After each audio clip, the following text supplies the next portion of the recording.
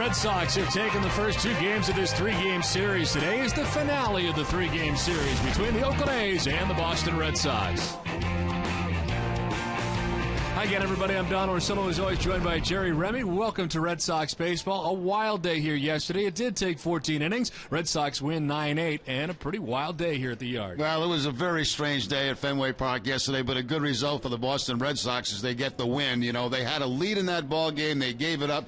So many crazy things happening in a game. Sure-handed Dustin Pedroia making an error that would have probably ended the ball game had they turned over a double play. You've got the catcher, Jason Varitek, ejected. You got Jonathan Papelbon ejected for the ball game, and then you got J.D. Drew, who has struck out 4 consecutive times, getting a base hit to win the game for the Red Sox. So, you know, when you're out here that long, it's much better to be in a winning clubhouse after the game than a losing clubhouse, and I think it shows something about the Red Sox. You know, even though they gave up a lead in that ball game, they continued to fight and scratch and claw and come back and get the victory against the Oakland Athletics. Red Sox try to make it a clean sweep. It's a beautiful day for day baseball from Fenway Park. We're back with the first pitch right after this.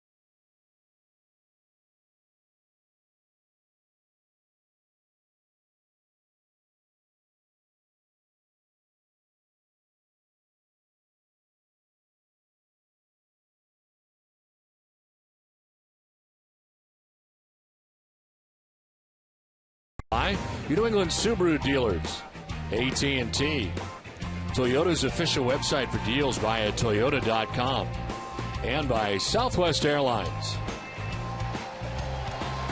Well, crystal clear blue skies at Fenway Park on a beautiful afternoon. It's on the cool side as the Red Sox take the field for the finale of this three-game series between the Red Sox and the Oakland A's. On this junior announcer day, let's check out the visiting Oakland A's starting 9.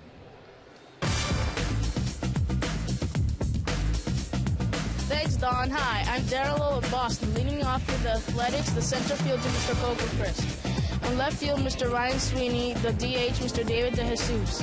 And right field, Mr. Connor Jackson, the catcher, Mr. Kurt Suzuki. The first baseman, Mr. Derek Martin, and second base, Mr. Mark Ellis.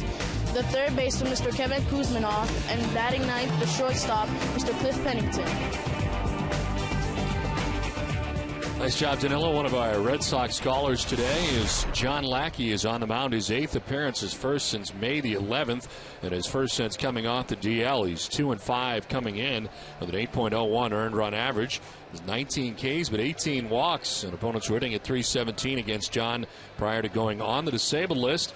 That loss coming back on May the 11th in what turned out to be his last before going on the DL. 6 2/3, 9 hits, and 9 runs against Toronto as he looks to turn things around here after coming off the DL.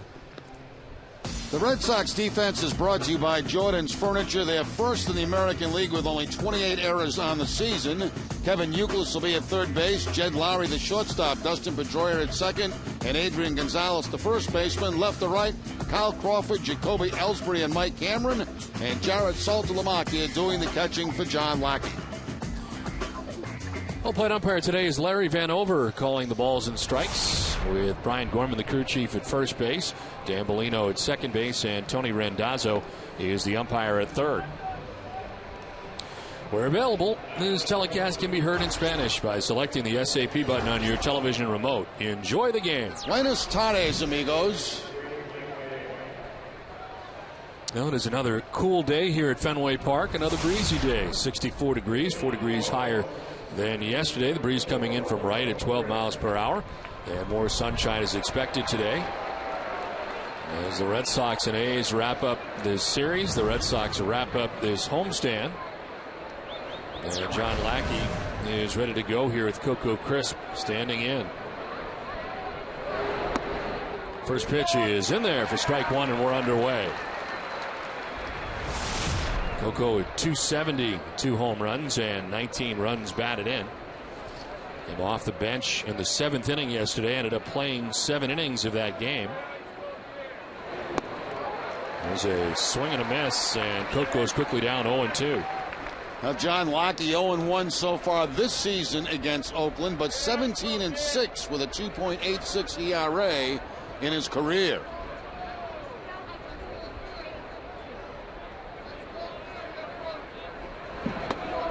Inside 1-2. Oakland A's have lost the past 5 games. It's not been a great road trip for them.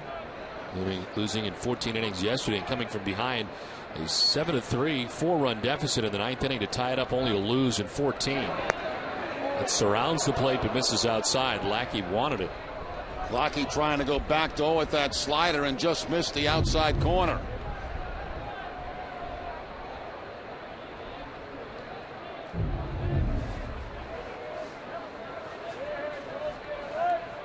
Two balls, 2 strikes to Coco Crisp as time is called.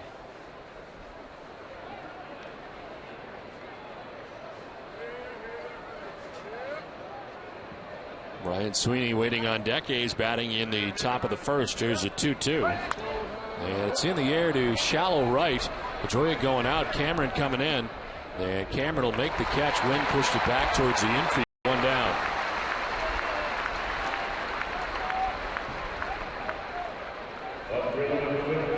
Size breeze again today. Yeah, that's very similar to yesterday at Fenway Park, except as Don mentioned, a little bit warmer than it was yesterday. 1 down in the first. Ryan Sweeney getting the start in left field today, and Sweeney bats second.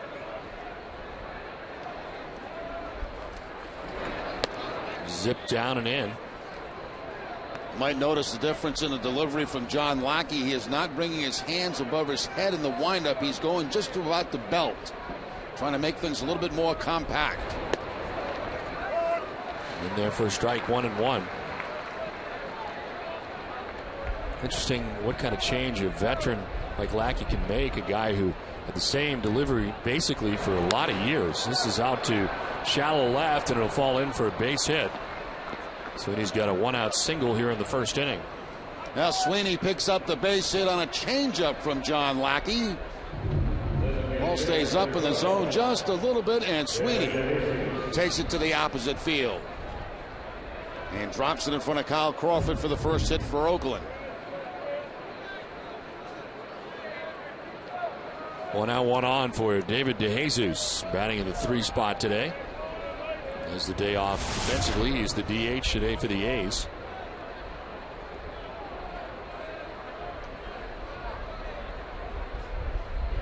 And he gets hit on a pitch.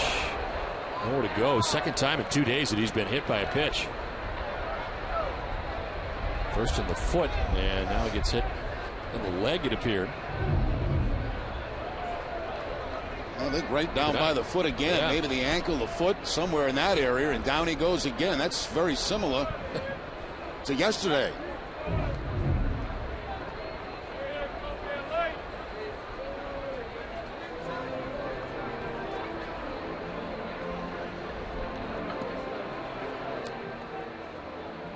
So for the A's, it'll be runners at first and second, 1 down. We'll see how close this was. This was yesterday, and Beckett hit him. Looked like more toward the toe area yesterday.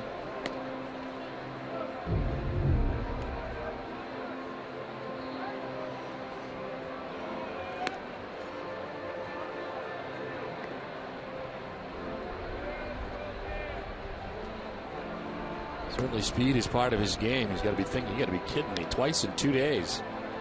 He appears to be all right.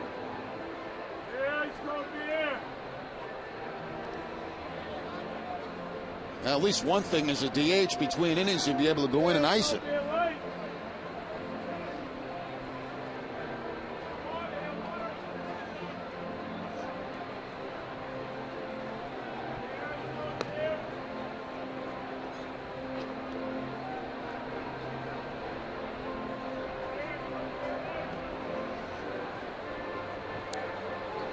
So 2 on, 1 away, and Connor Jackson coming up.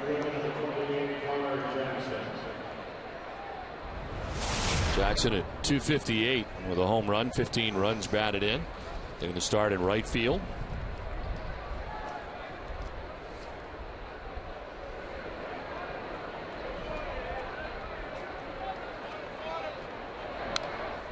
Fouls off the first pitch for strike one. Jackson has struggled at the plate lately over the last 17 games, hitting under 200 at 195.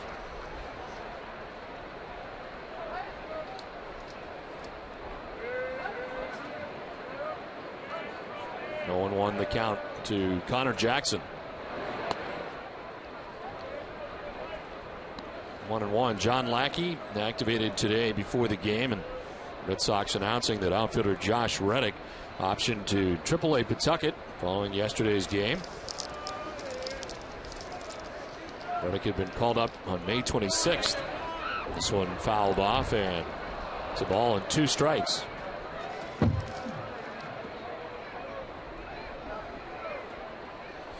It's kind of a tired bullpen, and you kind of wonder who's available down there. We know Papelbon is not. Bard was a question mark before the game, but a lot of guys got a lot of work yesterday for Terry Francona. Noah Sevis available today for Terry. 1-2 is outside and low, 2-2. That'd be quite a story if he was available today. Yes. He pitched almost a complete game yesterday. Those are 2 guys who are definitely available. Neither pitched in the game. Dan Wheeler and Scott Atchison.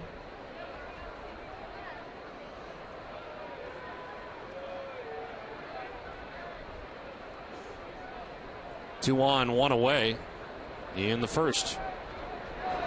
Jackson chops it down the third baseline. It is a fair ball. Touches third and throws to first for a double play. Lands the top of the first. The Red Sox are coming up.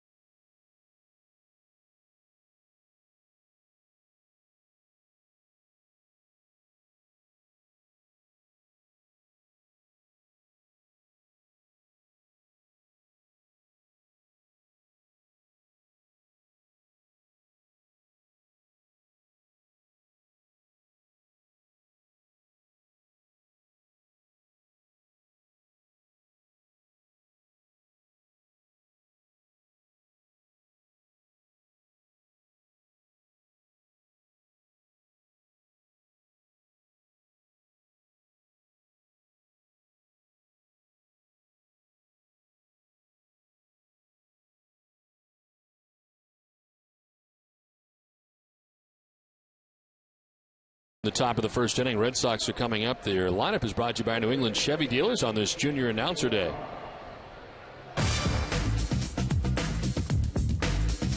Thanks, Don. Hi, I'm Erica of Boston. Leading off for the Red Sox, the center field, Mr. Jacoby Ellsbury. At second base, Mr. Dustin Pedroia. The first baseman, Mr. Adrian Gonzalez. The third baseman, Mr. Kevin Youkilis. The DH, Mr. David Ortiz. At shortstop, Mr. Jed Lowry. The left fielder, Mr. Carl Parker. In right field, Mr. Mike Cameron. And batting ninth, the catcher, Mr. Jared Saltalamacchia. Nice job, Erica. Part of the Red Sox Scholars class of 2011 as part of an on-field ceremony prior to the game. Brett Anderson on the mound for the Oakland A's. 13th appearance, 3-5 with a 3.68 ERA. Just 1-4 in his last 7 starts. And he gets strike one in there to Jacoby Ellsbury. Last time out against the Yankees, 5 1/3. He gave up 11 hits and 10 runs. 9 of them were earned. One is a bunt bid. Anderson off the hill. He'll spin and fire and just get Jacoby Ellsbury. Nice play by Brett Anderson. Very nice play by Anderson, because remember, a left hand is falling off toward third base. All Ellsbury's going to do is get the ball by the pitcher, and he's got himself a base hit. But Anderson bounced back very nicely to make this play. See him falling off toward third base, then had to go to first base. A quick release, and he gets Ellsbury at first base. One down in the first, and Dustin Pedroia coming up.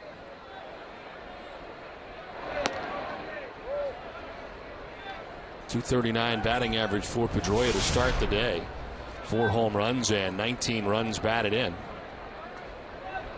He's 4 for 20 on the homestand as he sends one foul off to the right.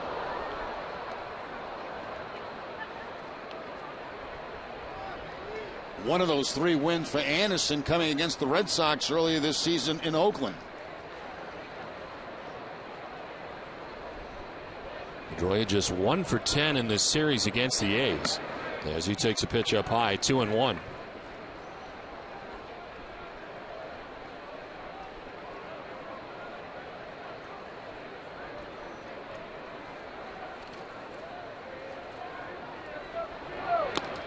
Swing and a miss, and a pitch up, and it's 2-2.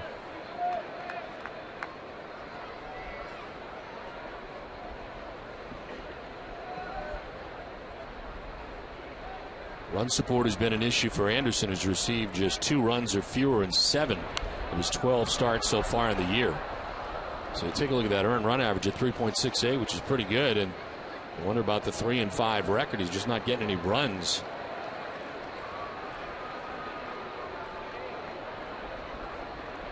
Tied for 4th best road earned run average in the American League.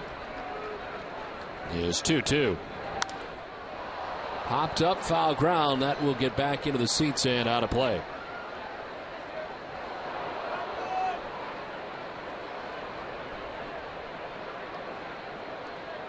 Numbers against the Red Sox: 4-1 with a 2.08 earned run average. 6 career starts. He lost his first decision, but has won each of the last 4 against the Red Sox, which equals his 3rd longest winning streak. This is just inside. And it's a full count down to Pedroia.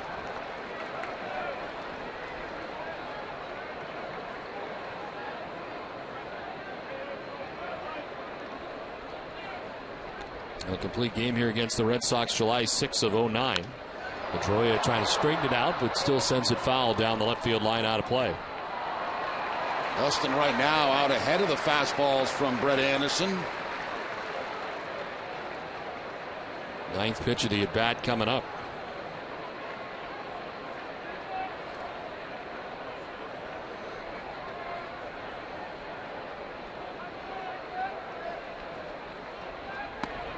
And it's ball 4. Pedroia will take the walk with 1 out.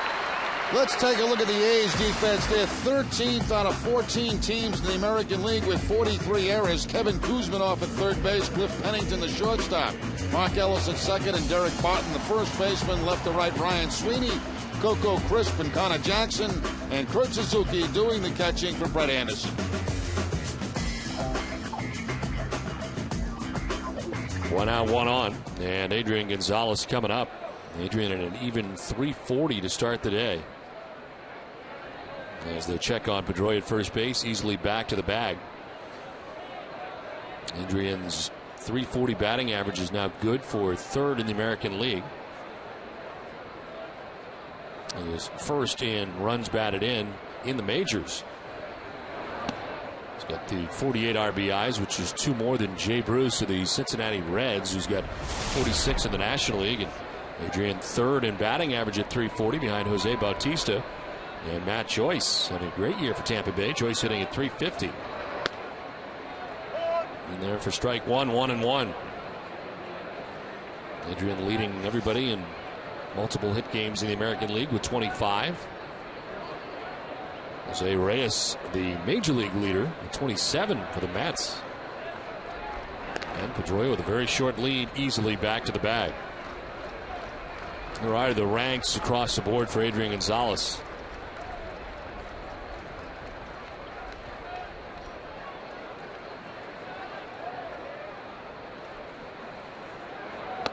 Inside, ball 2.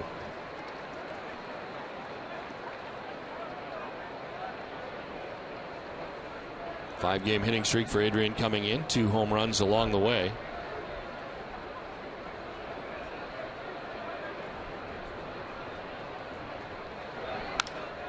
Down the left field line, foul. Well, yesterday, Adrian Gonzalez got the scoring started with an opposite field home run. That was real early in our day. It's his 11th home run of the year. And the first of his 3 hits yesterday.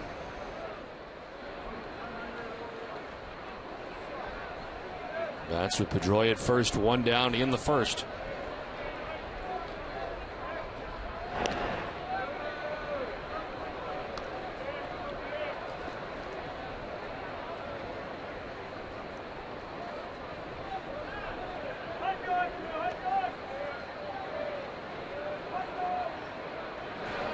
Gonzalez to left field, Sweeney coming in, and he'll make the catch into the slide. Kind of hooking away from him off the bat of the left-handed hitter. He was able to make the catch, and Pedroia is back to first, 2 down. Yeah, Sweeney was not that deep out there in left field either, as you can see right there. Plenty of room between him and the warning track. And even with the ball slicing away, he's still able, as a left-hander, to get over and make the catch.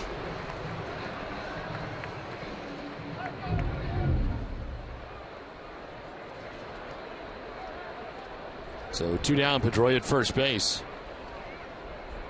Adrian Gonzalez retired here, and here is Kevin Youkilis.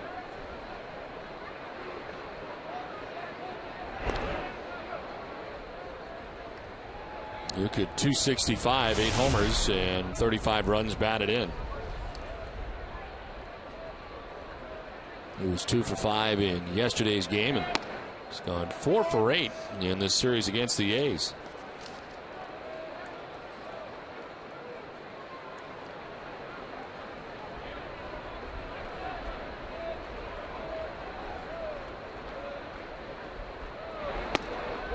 Up high, and it is 1-1. Anderson's fastball ranging from 90 to 92 miles an hour here in the first inning.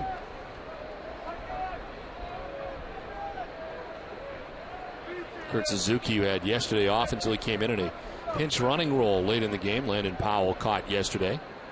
Rare day off for Suzuki. Ball 2, 2-1.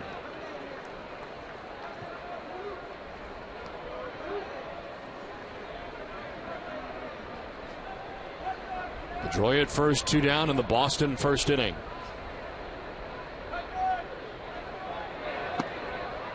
There's a strike, 2-2.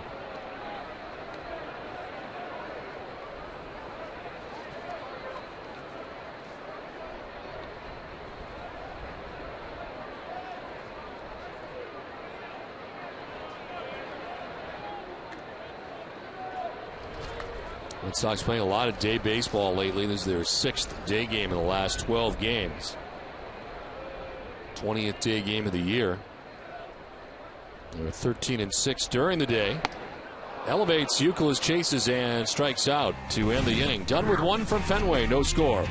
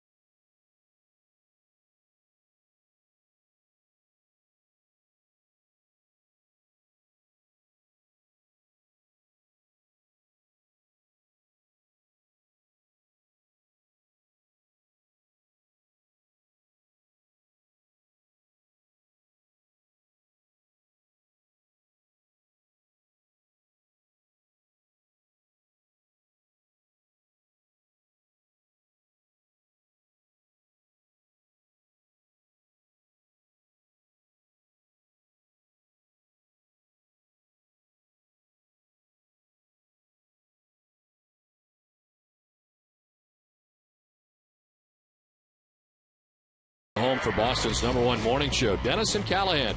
Tune in tomorrow morning at 6 to hear the best sports talk in America with John Dennis and Jerry Callahan. That's weekday mornings at 6 on the WEEI Sports Radio Network.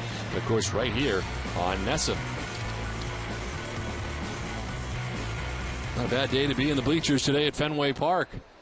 It is a cool day, 64 degrees to start the game. Breeze coming in from right field to get it started. Scoreless as we head to the second inning, and Kurt Suzuki leading it off. Suzuki, Barton, and Ellis here in the second inning. And a first pitch strike from John Lackey.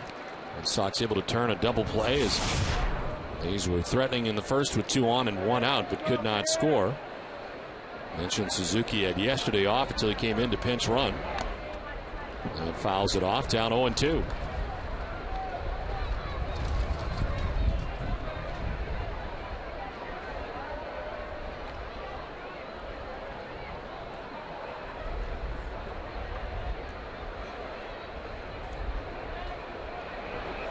Reaches out and sends it foul off to the right, out of play.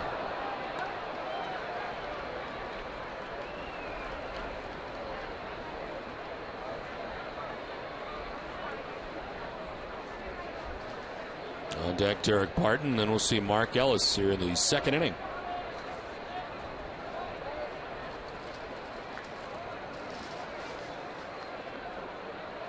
Suzuki's always had good time here at Fenway Park, hitting at .344 in his career. 0-2 is up high, 1-2. By design right there. Saltalamacchia had that glove up high. They were trying to get Suzuki to chase a high fastball with the 0-2 count.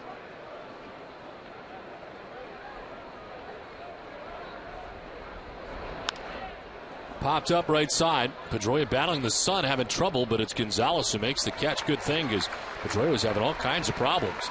He's got the flip down glasses, threw him down, made the catch. Right now, very bright upstairs. No clouds to help out.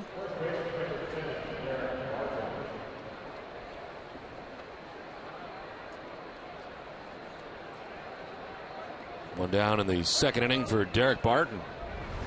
Hitting in .217, no homers and 15 runs batted in.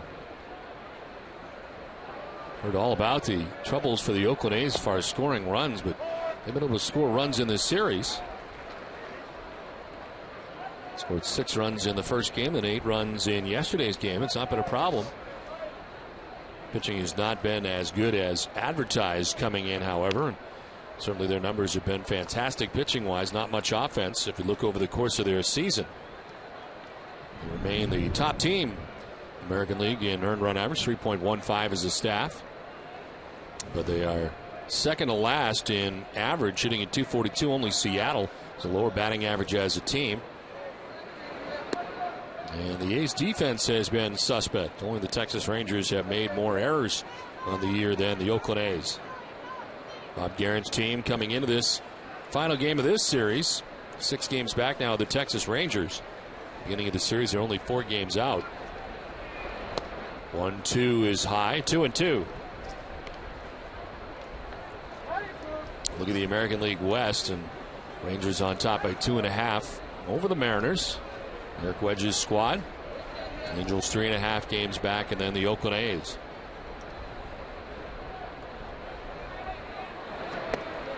Barton takes it inside, and it is a full count.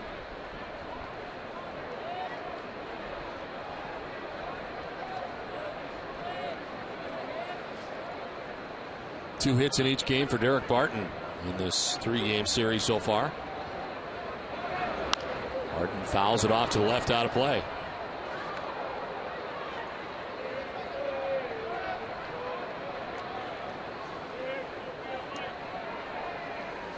Mark Ellis waiting on deck. 1 out in the top of the second inning.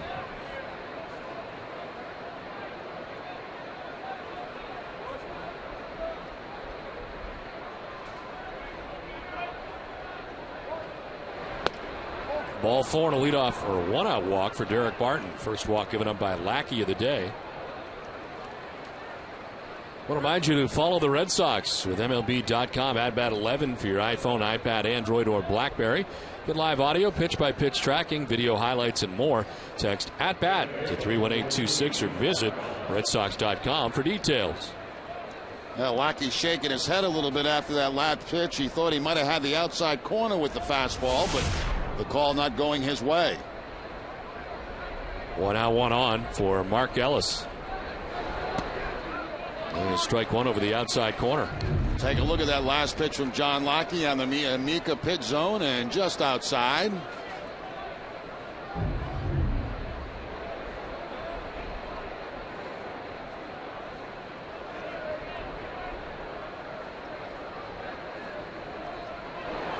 The one misses outside, 1-1. Mark Ellis sitting at 217 with a home run, 15 runs batted in.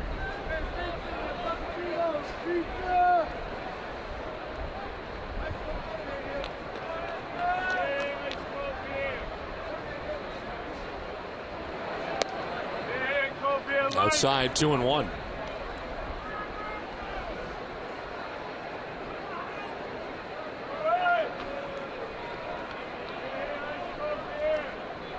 Red Sox the win here yesterday, remain a game back of the Yankees in the American League East. Runner goes, and the pitch fouled off again by Ellis. 2 ball, 1 strike count. You have to wonder if maybe that was a hit and run from the Oakland Athletics. Barton at first base, only 1 steal on the season. Ellis a good contact guy.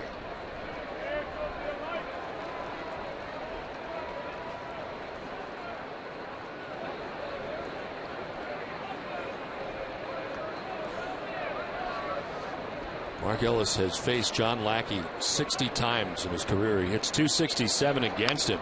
This is back up to second base. Pedroia to second for 1, on to first in time. Wow. That one exploding over Lackey, and then a nice pick by Pedroia to get it started. We played an inning and a half, no score.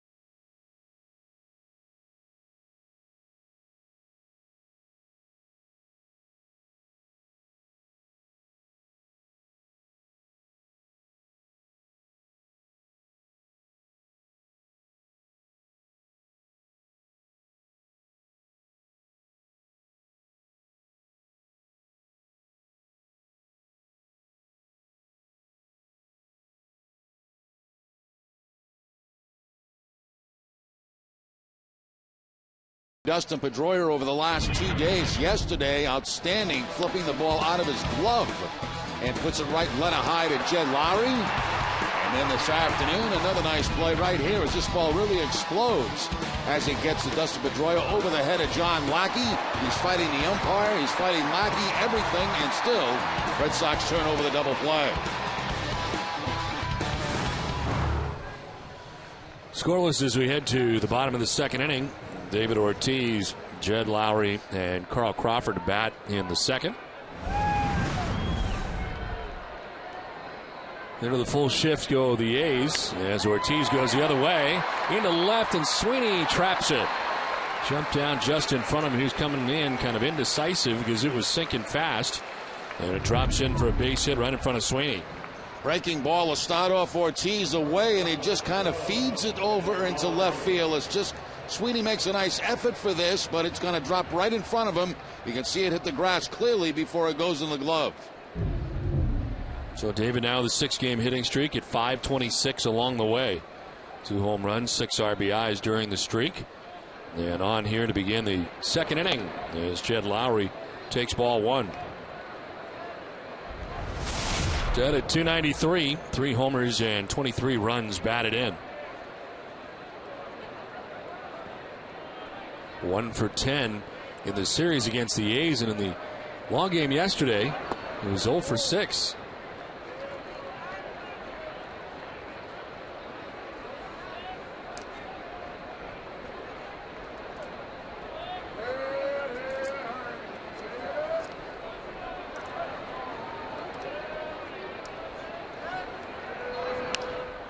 Down the right field line and headed towards foul ground, out of play.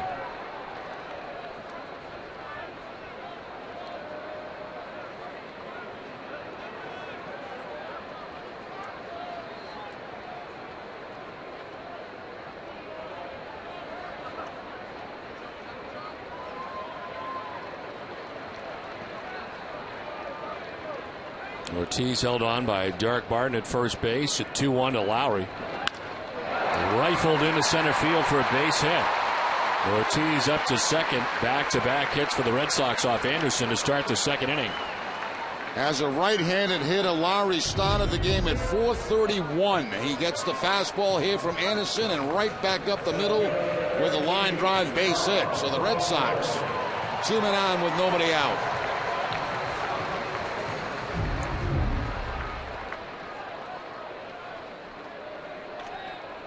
Here's Carl Crawford.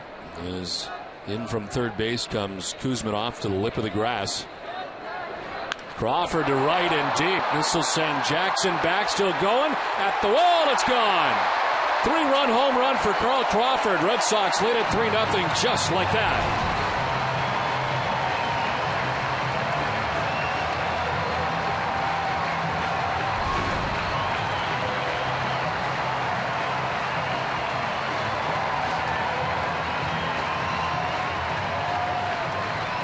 Crawford gets a breaking ball that stays middle in and is able to drive this ball into the Red Sox bullpen. Watch the location of the breaking ball. It's supposed to be away.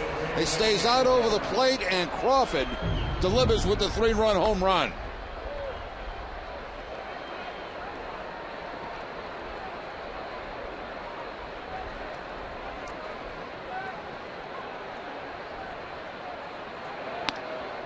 Hess and Hess Express are proud sponsors of the Red Sox and the Red Sox on Nesson. During the 2011 Red Sox season, Hess and Hess Express will donate $500 to the Red Sox Foundation for every Red Sox home run. Hess and Hess Express committed to helping the cause.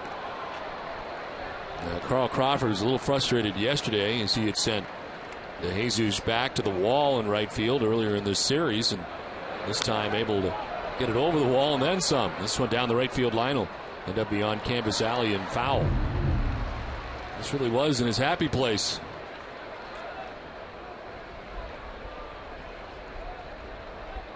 And for Carl Crawford, his 5th home run of the year.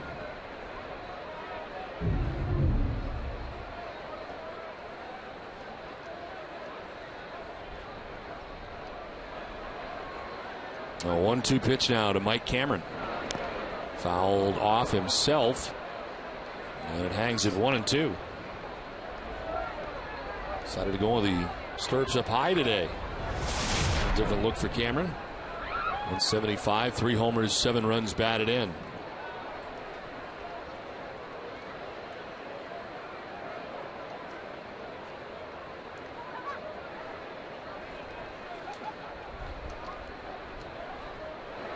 One-two misses, and it is 2-2.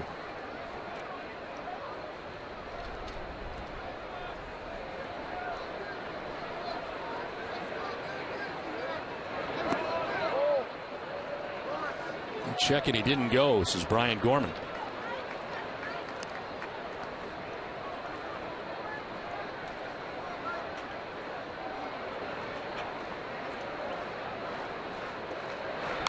This one fouled off and out of play.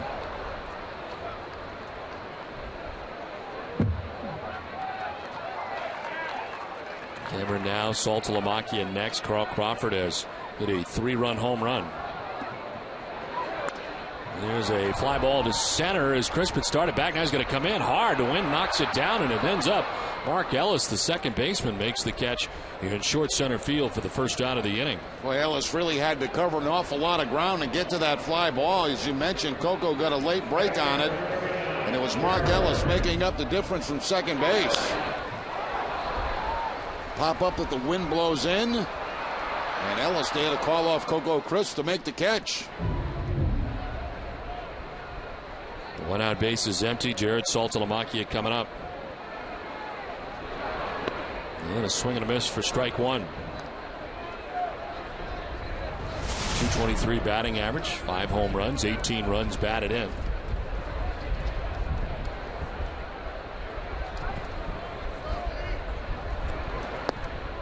Thought about it, but did not swing.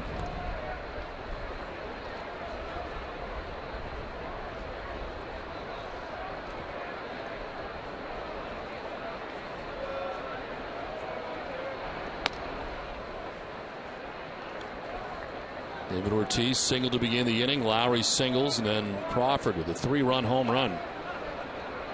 Cameron pops out, 1 down, base is empty, and a 2-1 now to Saltalamacchia. Low line one into right center field. That gets in for a hit. Jackson over to play it. Saltalamacchia with a 1-out single, and Red Sox catchers continue to swing a pretty good bat. 4-game hitting streak now for Saltalamacchia. He gets a changeup that stays belt high and takes it to right field for the base hit. He had only been 1 for 13 off Anderson prior to that at bat.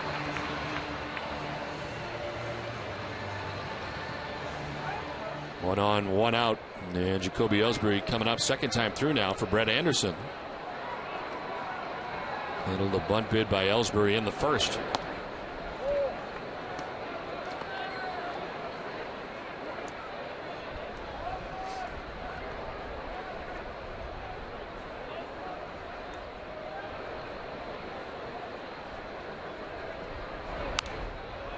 Popped up foul, back and out of play.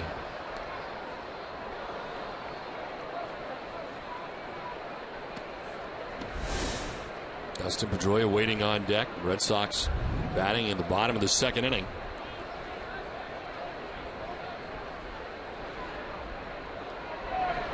Another bunt bid, and it's fouled back.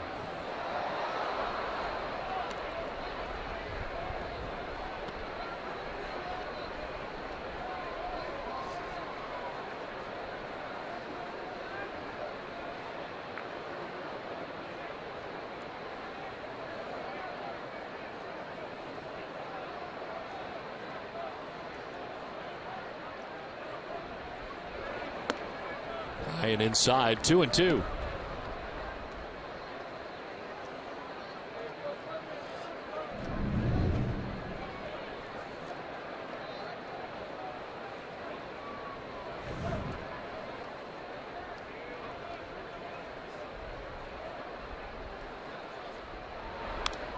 Jammed, and this one has popped up back here and out of play.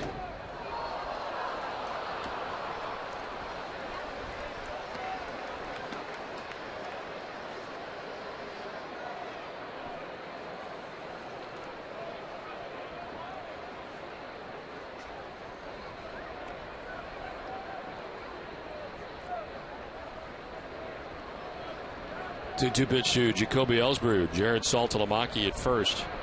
And Ellsbury will flip it to right field as Connor Jackson comes in, makes the catch for the second out of the inning. Now the Red Sox and the Oakland A's here in the final game of the series. We have another announcer with us today, Jerry, in case we get tired or bored at some point. Today we have another one ready to go. Madison wants to make her debut today, so we'll see. She's ready to go. She's ready to do an inning, right? Yes. You got your hands full, Ed, on. Yes, I do. She has a lot of energy, and she's ready to go.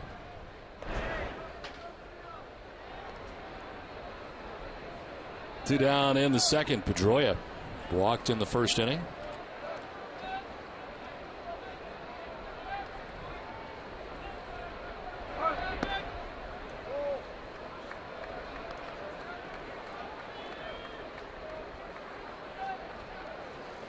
mentioned the Yankees winning last night. They did so behind CC Sabathia. They beat the Angels last night on the West Coast 3-2. Beat Irvin Santana. And Mariano Rivera picked up his 15th save last night. Sabathia with the win now 7-3. So the Red Sox with their 14-inning victory yesterday able to keep pace. The Yankees a game back now of New York. It's outside. And it is 3-0. Look at the standings. The Tampa Bay Rays are 3 games back of the Yankees. Rays at Seattle again today. In there for a strike, and it's 3-1. Tampa Bay winning yesterday.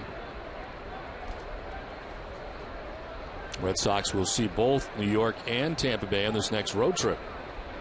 It also includes Toronto.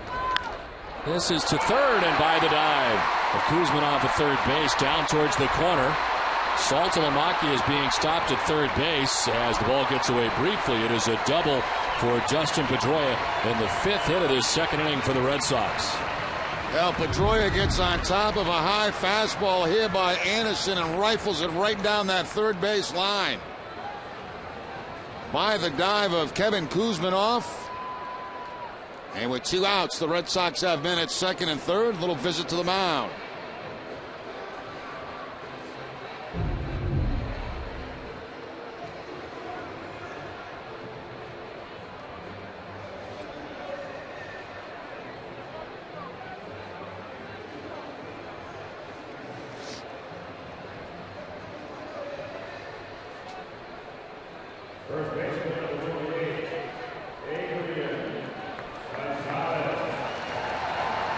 Comes Adrian Gonzalez, 8th member of the Red Sox, to bat here in the 2nd inning. Adrian flied out to left field in the 1st.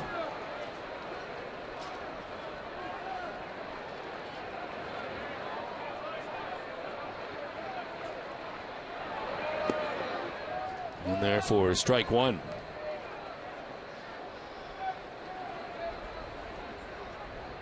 Center fielder Coco Crisp, step or 2 towards left center. For Adrian to go the other way, which he does a lot of. This is on the ground to shortstop, and Cliff Pennington's got it. Throw to first is in time. And it wraps up the 2nd inning, but in the inning, 3-run home run for Carl Crawford. A 3-0 Red Sox lead.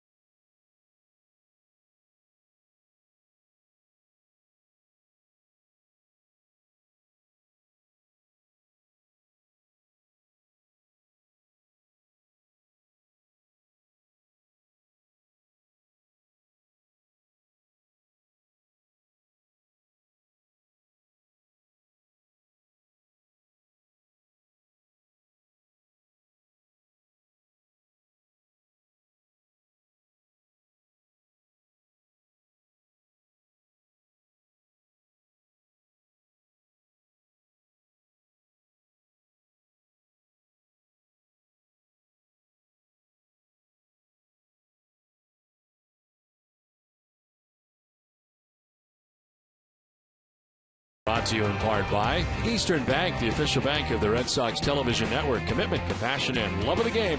Find out what we're made of at easternbank.com.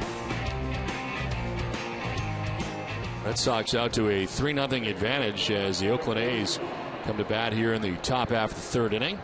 Red Sox have been able to turn 2 double plays in the first 2 innings. And behind John Lackey, Kevin Kuzminov leads it off. And takes ball 1. Third baseman who totes a .220 average. 3 homers, 16 runs batted in. Fly ball struck well to center. Ellsbury going back onto the track at the wall. That's gone into the photographer's well and straightaway center.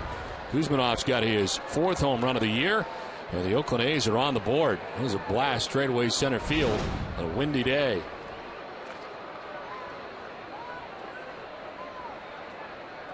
Well, the Athletics strike quickly as the Red Sox put 3 on the board. Kuzminov, the leadoff hitter here in the 3rd inning, straightaway center field on a fastball that's down by Lackey, but Kuzminov lifting it straightaway center right into the camera pit.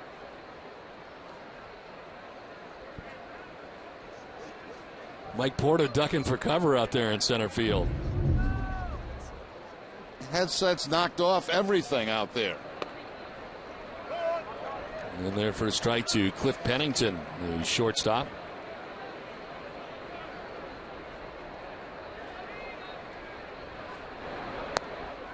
Did this actually get Porter out there in center? Pretty close. Apparently got a little bit of his foot.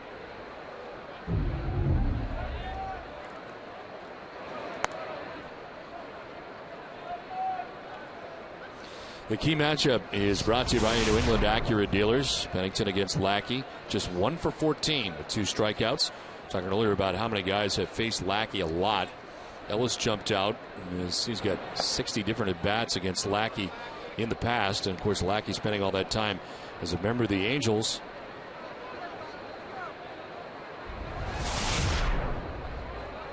Pennington at 262 overall. 3 homers, 17 runs batted in. On the ground to shortstop. Lowry's got it.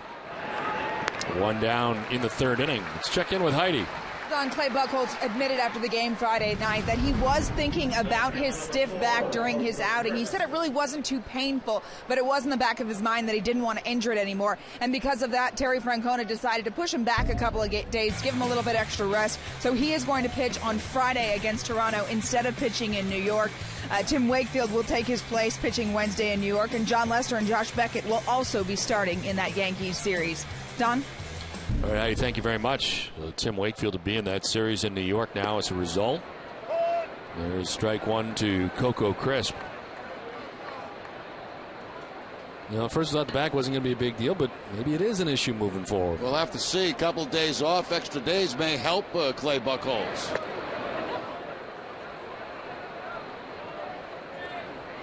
So Tim Wakefield to be starting in New York, game 2. Lester goes on Tuesday, as Heidi told you.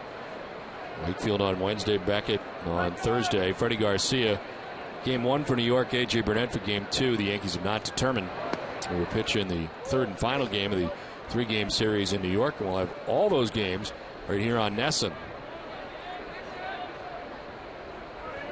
Seems like we've been going into Yankee Stadium on weekends only for a long time. And losing 2 games, Saturdays and Sundays. To first, gobbled up by Gonzalez. He'll take it himself. 2 down. Well, Mike Porter, straightaway center field cameraman, is supposed to stay on the ball at all times. And the batter is actually what he's supposed to be watching at all times. But as you can see, when balls are coming at you like that in straightaway center field, you can't always hang in there. No, but that's an excellent look at Adrian Gonzalez's feet. Yes, very nice. Maybe that's what he was trying to get.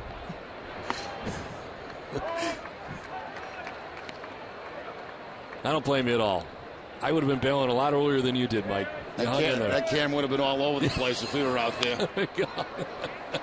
Popped up right side. Pedroia battling the sun as he makes the catch. A home run for Kevin Kuzminov. 3-1 Red Sox on top.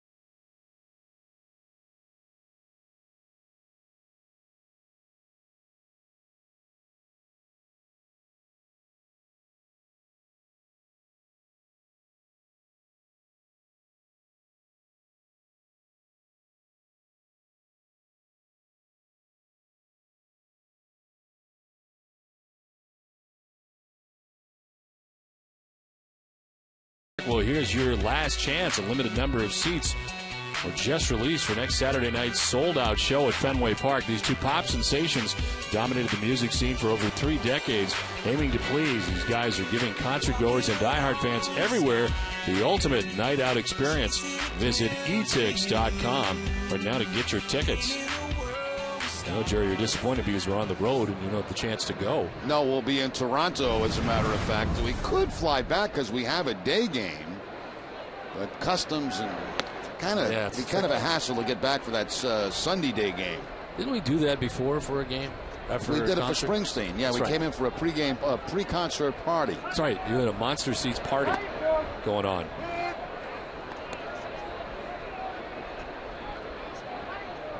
Kevin Youkilis leading it off here in the third, followed by Ortiz and Lowry.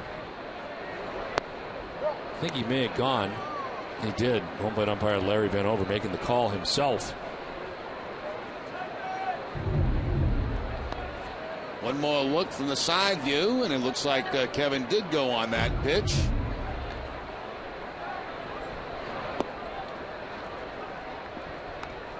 Two and two to Youkilis. Strikeout victim in the first. Brett Anderson trying to settle in here. He gave up the big 3-run home run to Carl Crawford.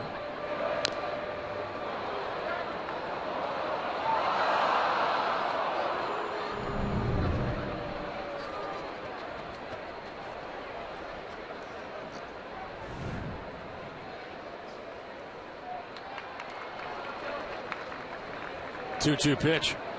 Youkilis grounds it foul. I'd like to send out some birthday wishes to Caleb Grenier, 14 years old today. Of course, the son of our tremendous audio man, the best, Pete Grenier from Old Orchard. Caleb Grenier. That's what I said, didn't I? No. Rounded back off the legs of Anderson. Fires to first for the out. What did I say? You said Caleb. It's Caleb. Caleb. Yeah. Well, anyway, happy birthday. One down in the third inning. Anderson taking this in the leg. Appears to be all right. But it doesn't change how we feel about Pete. Well, Caleb.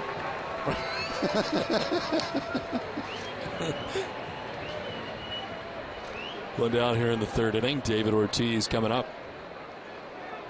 He singled in the second. Got the inning started for the Red Sox in the second inning.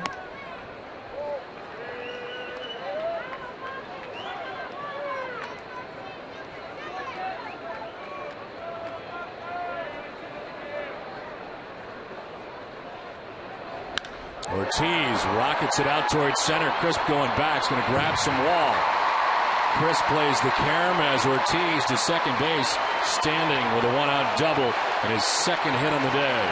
Well, it's become very commonplace for David Ortiz, especially against left-handed pitchers, to use that opposite field. There's that fastball down and away again. Ortiz goes with it, finds the bottom of the left field wall, and has himself the double. So 2 for 2 on the afternoon for David. Safe at second, safe and secure, New York Life.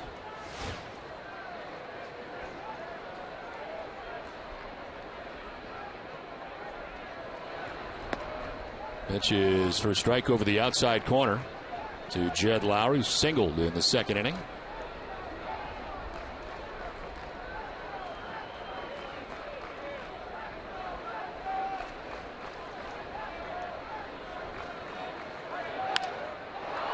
Out to right center field, struck pretty well over as Connor Jackson to make the catch out there as Big Poppy tags and makes his way to third base with now 2 down.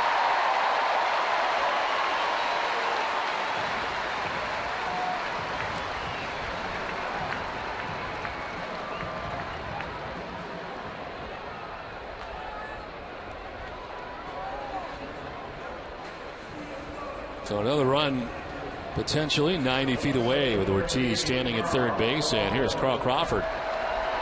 Big 3-run home run in the second inning. And a big swing and a miss for strike one. Little money hit out of the ballpark for the home run.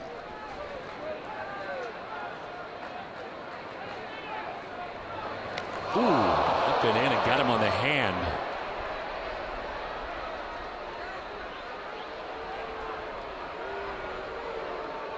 Crawford didn't like it at all either.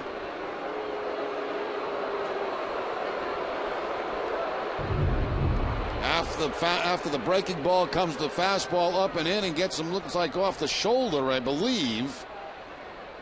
You can see Crawford kind of staring out there at Brett Anderson, having a few words with him.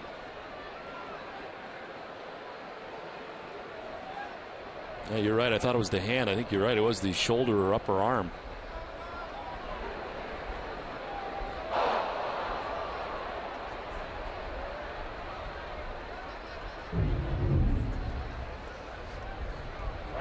Good news is he appears to be okay at first base here with 2 down in the inning.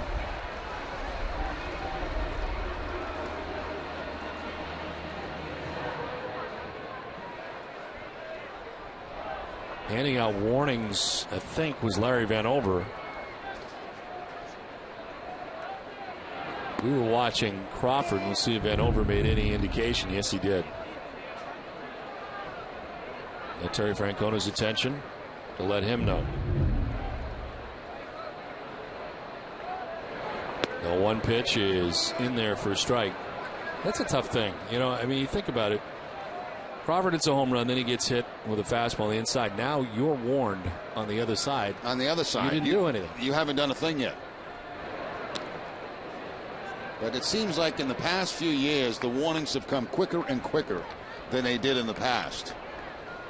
I guess if you're the Oakland A's and you're David DeJesus, you're not crazy about being hit twice the last 2 days. This is to third base. Kuzminoff with a slow hopper slings it across and is able to get Cameron to end the inning. 2 men left. We have played 3. It is 3-1. Red Sox on top.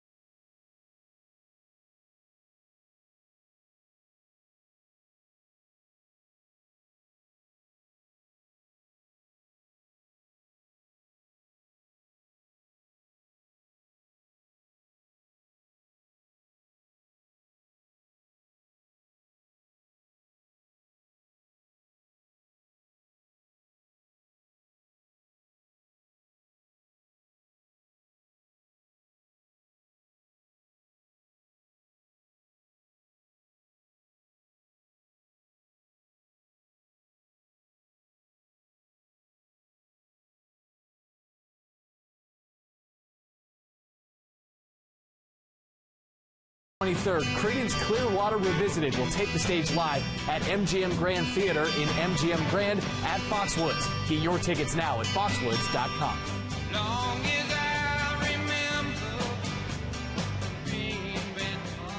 Top of the 4th inning, 3-1. Red Sox on top of the Oakland A's, and it is strike 1 to David DeJesus. He was hit by a pitch in the first inning, in the foot again, second time in 2 days.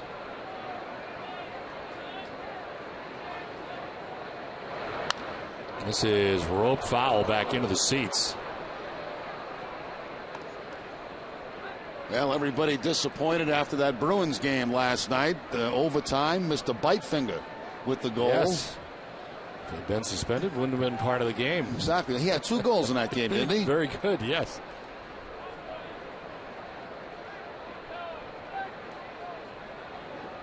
But now they come home, which hopefully will make a big difference. But it is frustrating. I mean, he played 2 very good games. Yes. Thomas good in both again. and you come home down 0-2.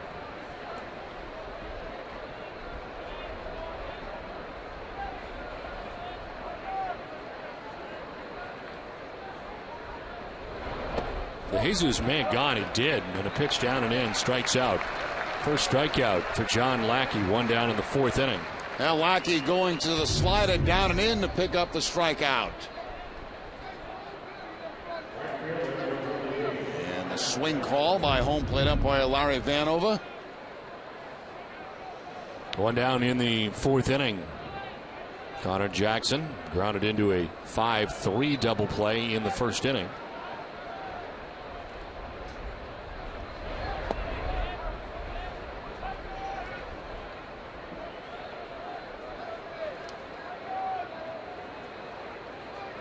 Jackson, a former Arizona Diamondback, broke in with the Diamondbacks in 2005. In again, and it's 2-0. This is his second year with the Oakland A's.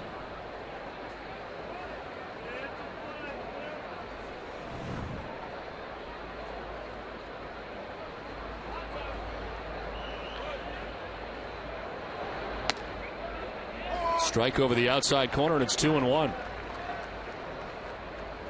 Lackey at 51 pitches with one out here in the fourth inning. One blemish, the home run by Kevin Kuzminoff that led off the third inning.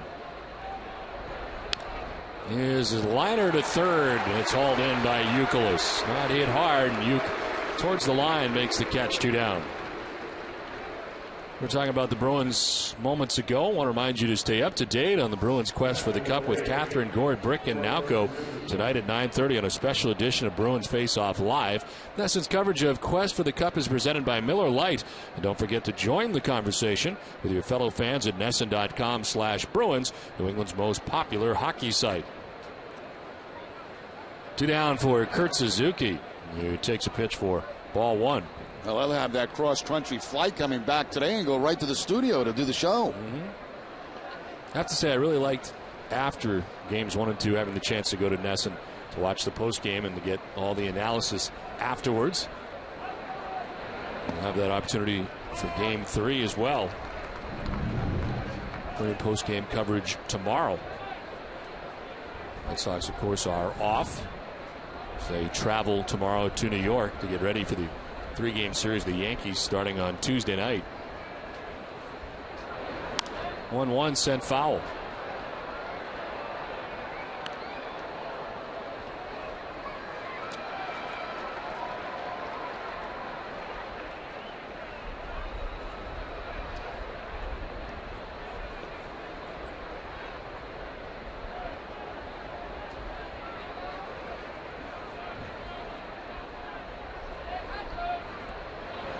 Suzuki fouls it off, hangs at 1-2.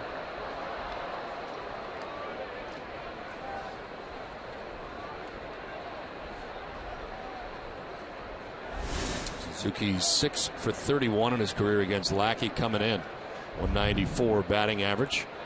Derek Barton waiting on deck. Mentioned off the top, John Lackey 17 victories in his career against the Oakland A's. This is tap foul outside of third. Still 1-2.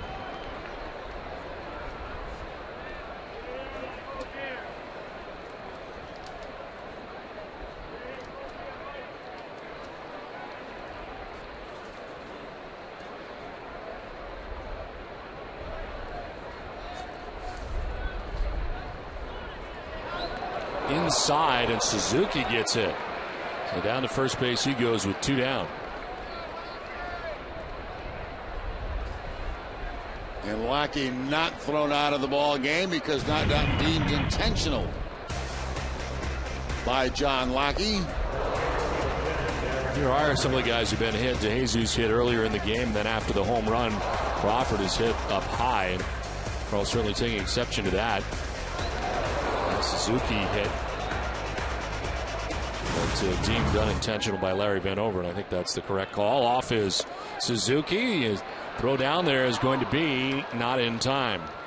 So Suzuki, hit by a pitch, promptly steals right away and is in scoring position with 2 down. That picks up his second steal of the season. He's been caught one time, didn't waste any time. First pitch going against John Lackey.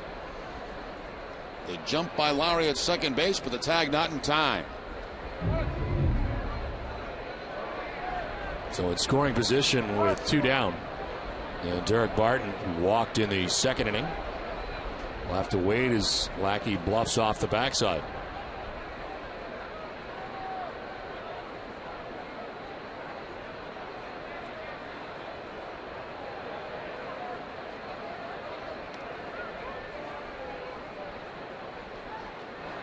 '60th pitch for Lackey, misses inside, and he falls behind 2-0.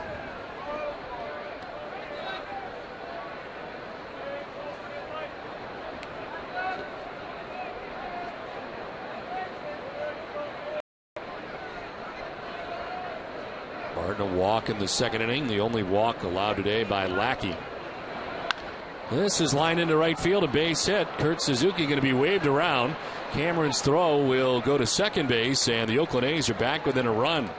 So the 2-out hit batsman proves to be costly for Lackey as Suzuki comes around to score the second A's run of the day. Yeah, the hit batter, then Suzuki stealing right away to get into scoring position. Derek Barton getting a fastball here and lining it to right field for the base hit. Red Sox lead down to 1 run now, 3-2.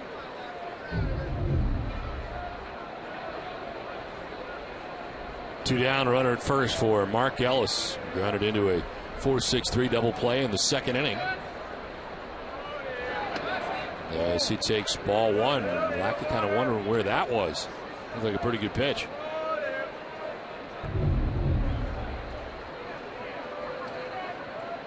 It was. Call ball 1.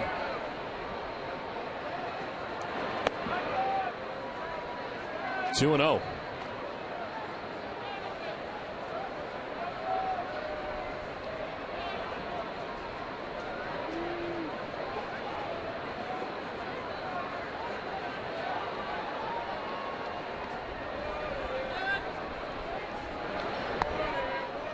There's a strike, 2-1. Lackey got DeJesus to strike out. Connor Jackson lined out softly to third. Kurt Suzuki hit on a 1-2 pitch. Steals second, and then the RBI single by Derek Barton to right. Swing and a miss, 2-2.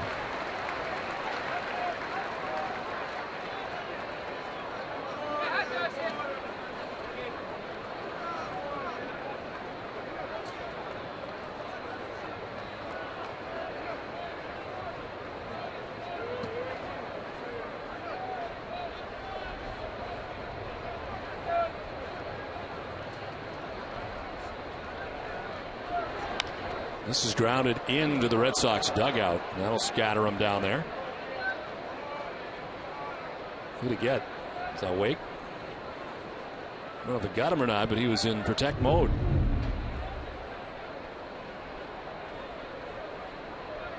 I think everybody just covering their head to make sure they don't get hit.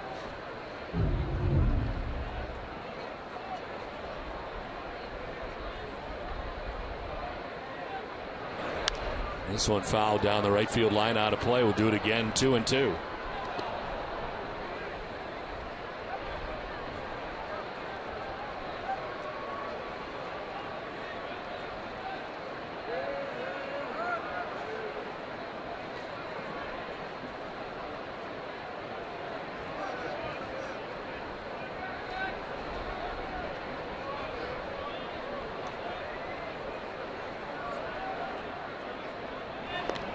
Over to first base, and Barton back to the bag.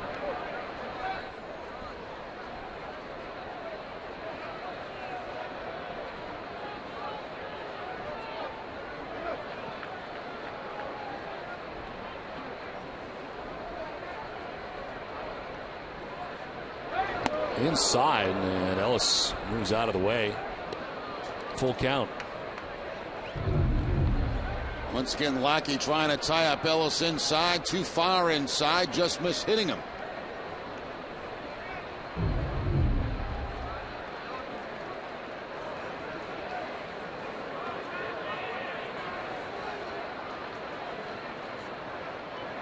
Three-two pitch, and a fly ball to right field. Mike Cameron in and over will make the catch that ends the inning. But the A's do get a run in the top of the fourth. It's a 3-2 Red Sox lead.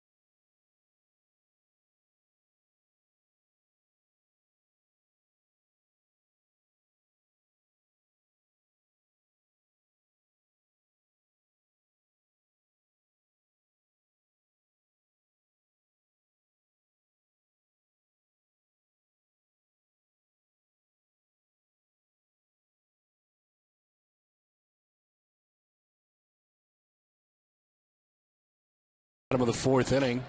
3-2 Red Sox on top by a run. And it is Jared Saltalamacchia lead it off here in the fourth. And a one-hopper into center field quickly by Mark Ellis at second base. And he has hit the ball hard today, 2 for 2. Send it down to Heidi. Well, Don, Daisuke Matsuzaka spoke today about his anxiety heading into Tommy John surgery this week. There are no guarantees that Matsuzaka will ever pitch for the Red Sox again. But one of his teammates, Tommy Hotovy, had that surgery in 2008, and he talked about what Matsuzaka can expect. It's just important to take it slow, especially after that fourth month when you actually get to go out and play catch. It wasn't even really playing catch. You're throwing a ball 20 times from 40 feet, and it's so easy and it's so monotonous. But you have to just stay positive. You have to stay. And for me, I just had that goal in mind to get back and obviously be here one day, and that's what kept me going every day.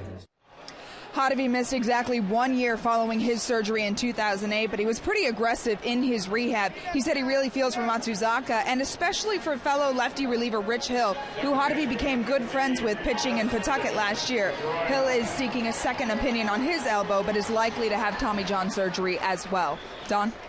All right, Heidi, thank you very much. One out here as Jared Saltalamacchia is now at second base, thanks to the sacrifice from Jacoby Ellsbury. Third time today that Jacoby has tried to bunt. This time he gets the bunt down the first base line. They have to rush. Ellis really has to rush to get to first base to get the out. But Ellsbury gets the job done and gets the man to second base. Jerry, I imagine you were out for long stretches with your knees during the course of your career. That's got to be very frustrating. It's terrible. It really is one of the worst things, you could wish for a player, because, they want to be out there playing. You can't do a thing to help your ball club. You're pretty much on your own as far as rehabbing, and you just don't feel like you're part of anything. And, the Tommy John surgery, that's going to last a year, or at least for Daisuke Matsuzaka and maybe Rich Hill in the same boat. That's a long time to be away from the game. So you just wish them well. You hope the surgery goes well, which they normally do now, and they'll return at some point. I guess that's the key. It is much different now than it was before. It was a career ender before. Some guys have even come back better afterwards. And I guess the question is the length of time, and would he get back at some point next year, because that's the end of his Red Sox contract, and he's at the end of his Red Sox career. As Jared Saltalamacchia is at second base, one out. 1-2 the count to Dustin Pedroia. Outside 2-2.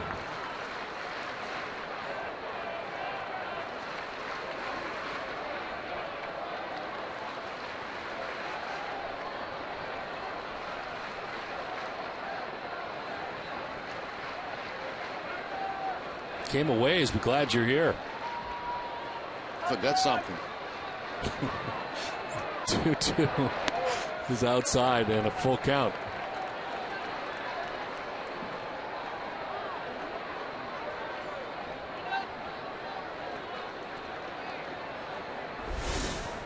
Adrian Gonzalez waiting on deck. Red Sox on top by a run, had a 3-0 lead, but the A's with a run in the third, a run in the fourth. One foul down by the shoe tops. Will do it again.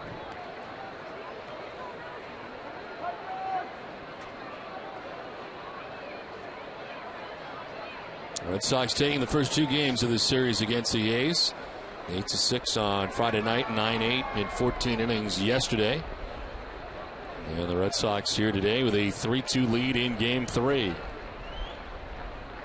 3-2 pitch is flared out to left. Out goes Pennington, the shortstop, to make the catch on Pedroia for out number 2 of the 4th inning. I want to remind you to catch this week's all-new Ultimate Red Sox show with Heidi Watney, presented by Arbella Insurance. Peter Gammons highlights locals who may get picked in this year's draft. Kurt Young talks pitching and much more. Catch the Ultimate Red Sox show tomorrow at 3. 2 down in the 4th inning for Adrian Gonzalez. He was 0 for 2 today against Brett Anderson. He flied out to left field in the first, grounded out to short in the 2nd inning.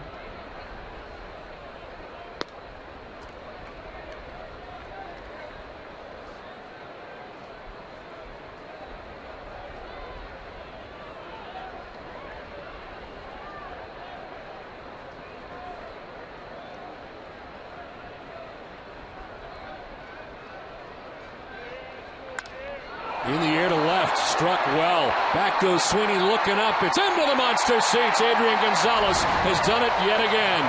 2-run shot, opposite field shot. And the Red Sox open up their lead 5-2.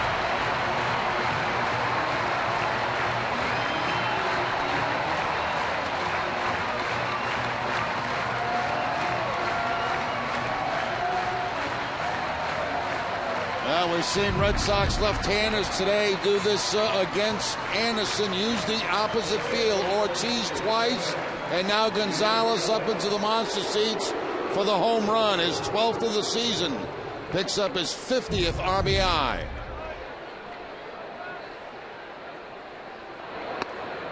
Youkilis takes strike 1. Adrian Gonzalez, who had been 0 for 2 against Anderson, gets him in his 3rd at bat.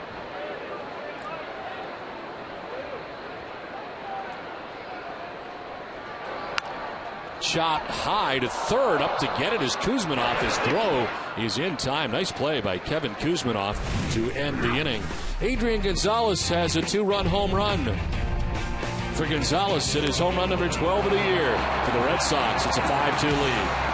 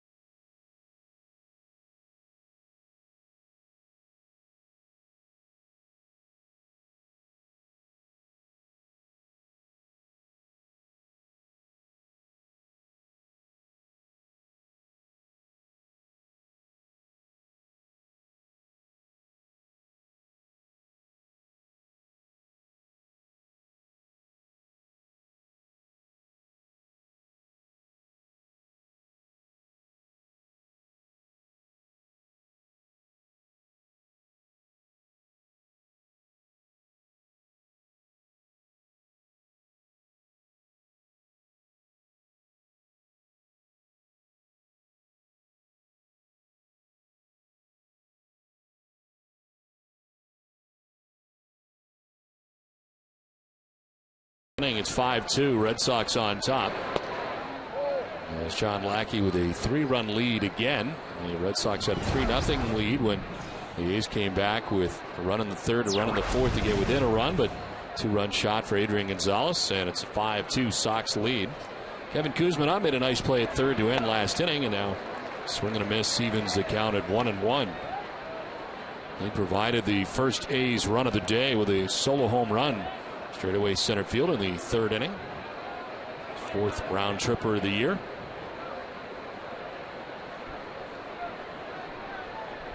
A 1-1 pitch. Slider on the ground to third base. Youkilis crossed the diamond for the first out.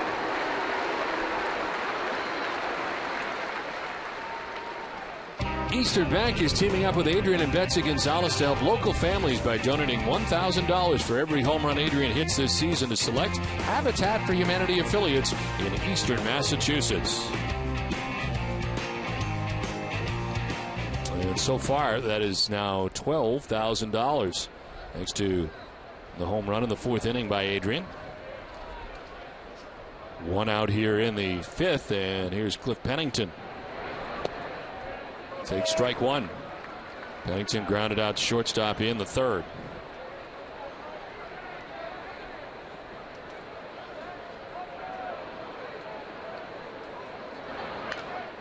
It's jammed and grounds it foul. 0-2.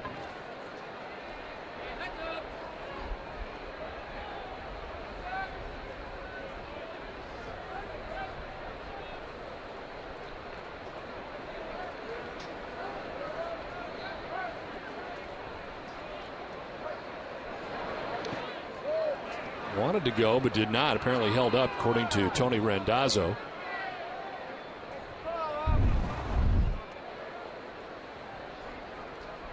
And a good call. Glad you agree, Don.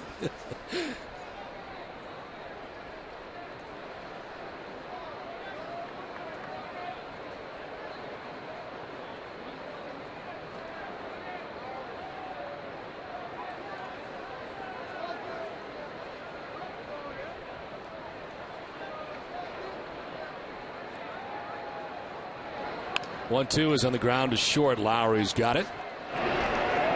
Low throw, but dug out by Gonzalez. 2 down in the 5th. It's time for a game break. And Tom Caron, TC.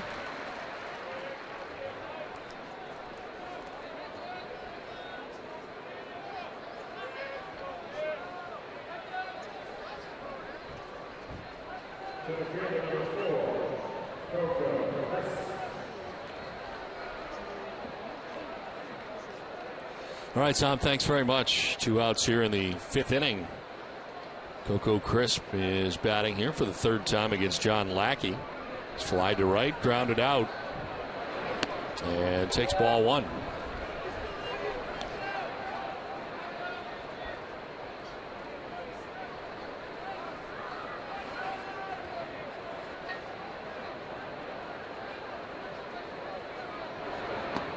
Down and in, 2-0.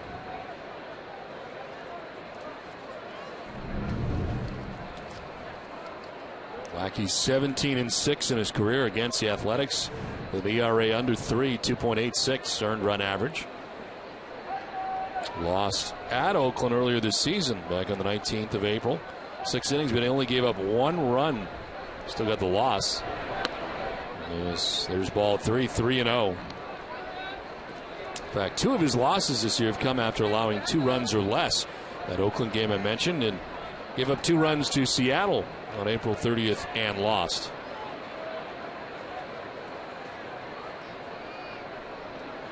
Pitch 80 is inside for ball 4, and Coco Crisp down to first with the 2nd walk given up by Lackey. It's time now for a look at the road ahead, brought to you by Safeco Insurance. After day off tomorrow, Red Sox begin a 9-game, 10-day road trip through the AL East. Begins on Tuesday in New York with 3 games against the Yankees. Then the Red Sox head north of the border for 3 with Toronto. After day off, it's 3 against the Rays in Tampa before the Sox return home and return to interleague play against the Milwaukee Brewers and the San Diego Padres. Coco Crisp at first base, 18 steals on the season, been caught 5 times. We saw Suzuki go earlier on a first pitch. Let's see what Coco does.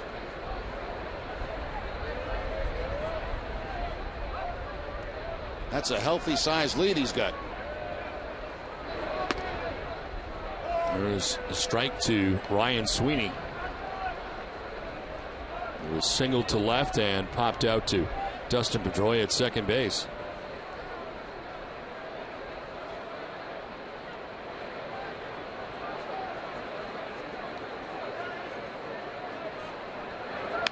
On the ground at first, Gonzalez knocks it down. Lackey will cover, but Gonzalez is going to go there himself and end the inning. Halfway through this one, the Red Sox have a 5-2 lead.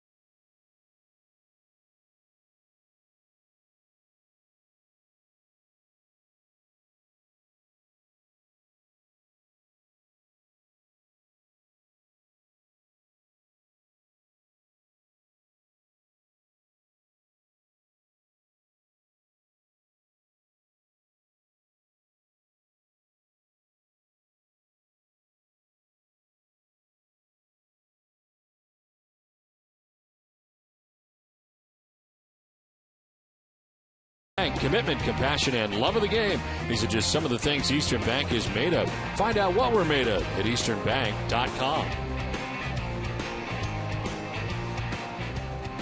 Last half of the 5th inning at Fenway Park.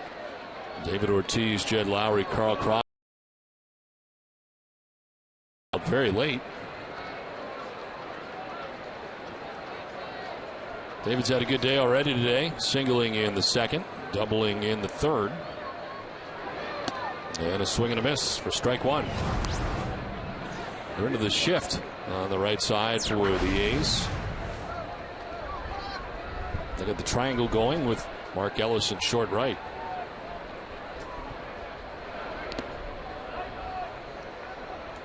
And pretty much straight away in the outfield for Ortiz. Twice he's used the opposite field today.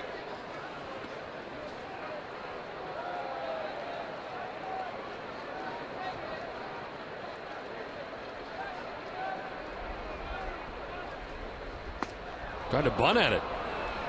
Couldn't get it. 1-2. Well, Big Papi with all kind of green down that third base line. As you can see, Kuzman off this third baseman way deep. All he's going to do is get it down that third base line. He's got himself a base hit.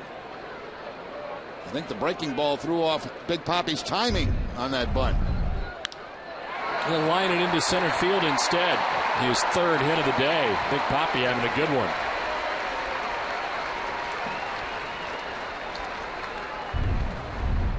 Breaking ball this time to Ortiz. The slider right out over the plate and back up the middle with the base hit. So David came into the game at 317, 3 for 3 already in this game. Up to 327 now as he stands at first base to begin things in the 5th. 3rd time in 5 innings the Red Sox have had the lead runner on. Jed Lowry takes ball 1 away. Each of the previous 2 times that run has scored. Ortiz led off the 2nd with a single, came around, and Saltalamacchia led off with a single in the 4th. He scored. The 1-0 is ball 2, and Suzuki will head out.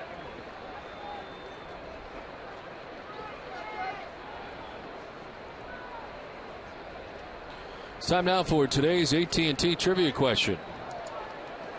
In Game 5 of the 2008 American League Championship Series, who was the pitcher that allowed J.D. Drew's walk-off single?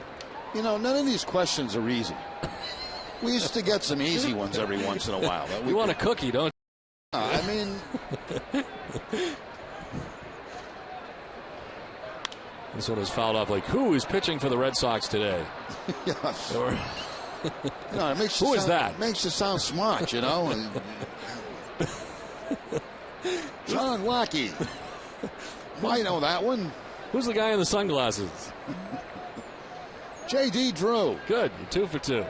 This is on the ground to second base. Ellis, the 2nd for 1, on to first. It's a double play. First turn by the Athletics today. The Red Sox have turned 2 of their own.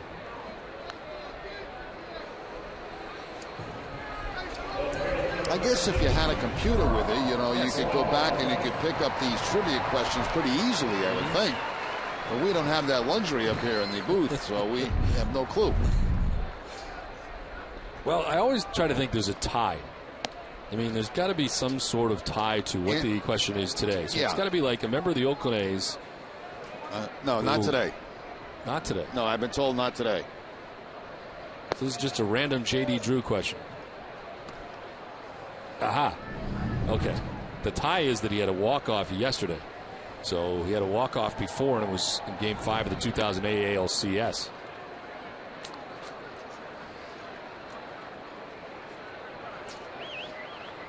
I mean, what difference does that make, really, when you think back? I mean, it's not going to help you. No, what are we in 2011, right? Right, yes. That's a long time ago. Right. It's 2008 ALCS. That was against Tampa Bay. Right? I don't know. Yeah, it was against the Rays. And it was a lefty. I don't know. David Price? I don't know. This one sent foul down the left field line, out of play.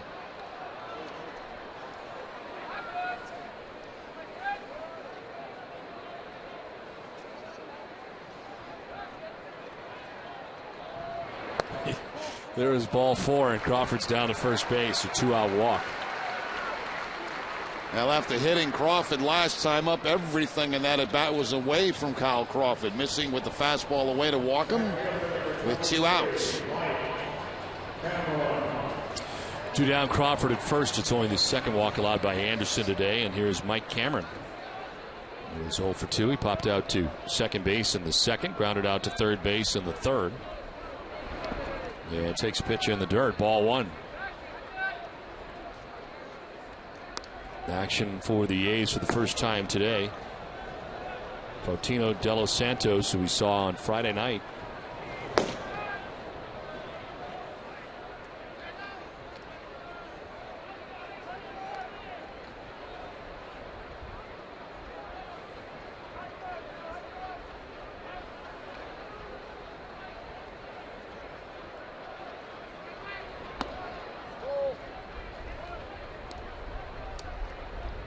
Even 100 pitches for Brett Anderson. Falls behind Cameron 2-0.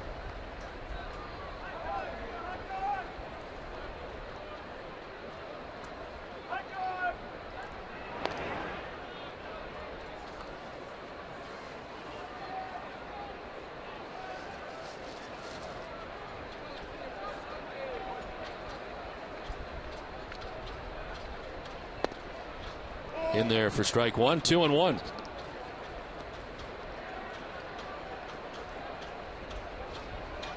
Anderson has not had a 1-2-3 inning in the game today.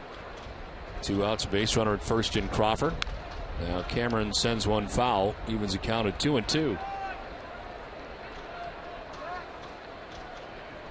This is really the first time Mike Cameron has been a role player, and you wonder what kind of impact that's had on him offensively this year, his timing and everything else. So used to being in there every day, and not in there every day anymore. 2-2 is strike 3 over the outside corner. Anderson gets his 2nd K. We played 5-2 Red Sox.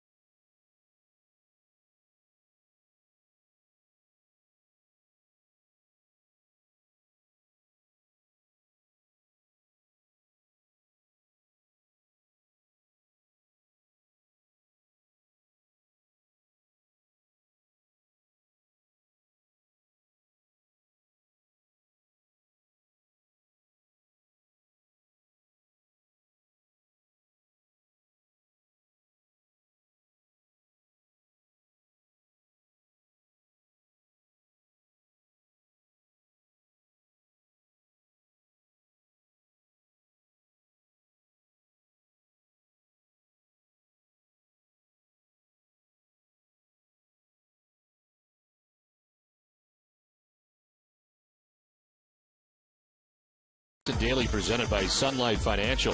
We'll have a complete recap of the first two games of the Stanley Cup Final. A look ahead to Game 3 at the Garden tomorrow. Also have highlights of the French Open Final between Rafael Nadal and Roger Federer. All that and much more tonight at 10 only on NESN.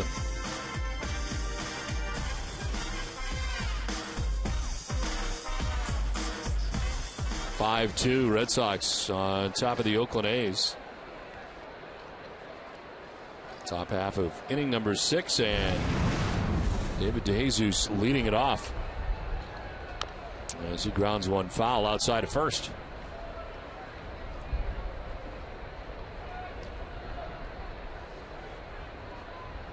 Looks like DeJesus took that one off the foot too, a foul ball. Can't cut a break as Matt Albert's warming in the pen. DeJesus has been hit by pitches each of the last 2 days, and now fouls one off the foot. The 0-1 down the line at first, but on the line was Gonzalez. Picks on the backhand. Nice play. One down.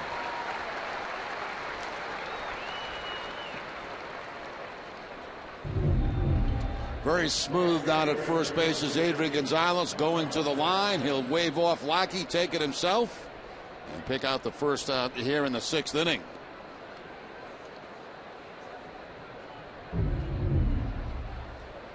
Ace ticket brings you the pitching line for John Lackey. 5 1/3, 3 hits, 2 runs. He's walked 2, struck out a batter, 84 pitches deep. And this one hits him on a pitch inside, going to graze Jackson. Again, warnings were handed out. There have been 2 A's hits since the warnings were handed out, but Larry Vanover not feeling that it was intentional in either case, obviously, because Lackey's staying in the game. Now, they've been trying to pound Jackson inside all afternoon long. And this one just grazes the uniform top of Connor Jackson.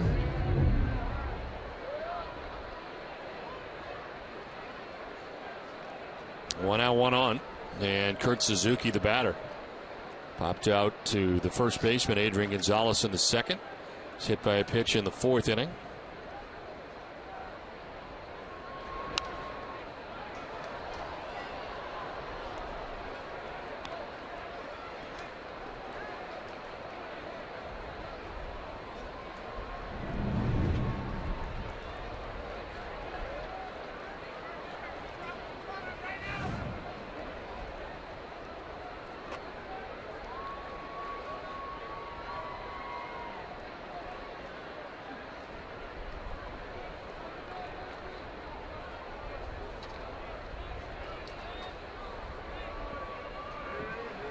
Terry Francona saying Lackey be somewhere around 90 pitches today, and he's at 86 pitches right now.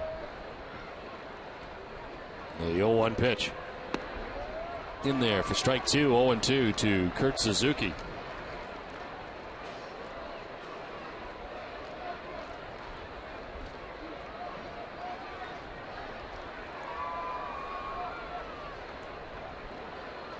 Lackey has only given up 3 hits today. Red Sox out hitting the A's 9-3.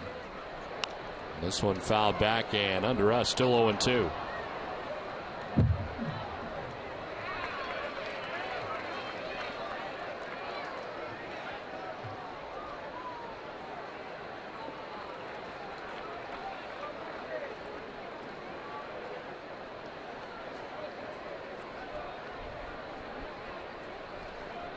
No-2 pitch to Kurt Suzuki is outside and low, 1-2. John Lackey, a 14-game winner last year, was 14-11 and 33 starts for the Red Sox, first year in Boston. Tied a career high for wins in a season. Won 14 games twice for the Angels, 04 and 05. This is outside and low, 2-2.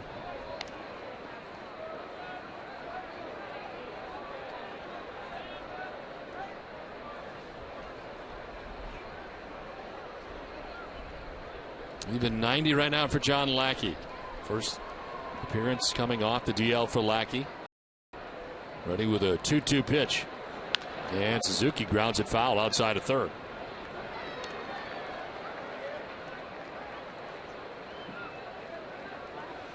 I want to remind you to get one of the best sports sections in the country delivered to your home every day. Sign up now for convenient Boston Globe home delivery at bostonglobe.com/sports.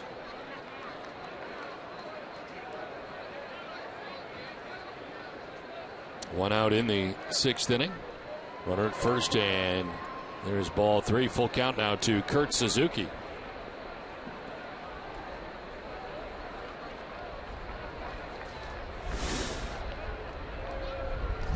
Derek Barton waiting on deck. Matt Albers been warming a while in the pen, just kind of looking on now, ready should the Red Sox go in that direction here in the 6th inning.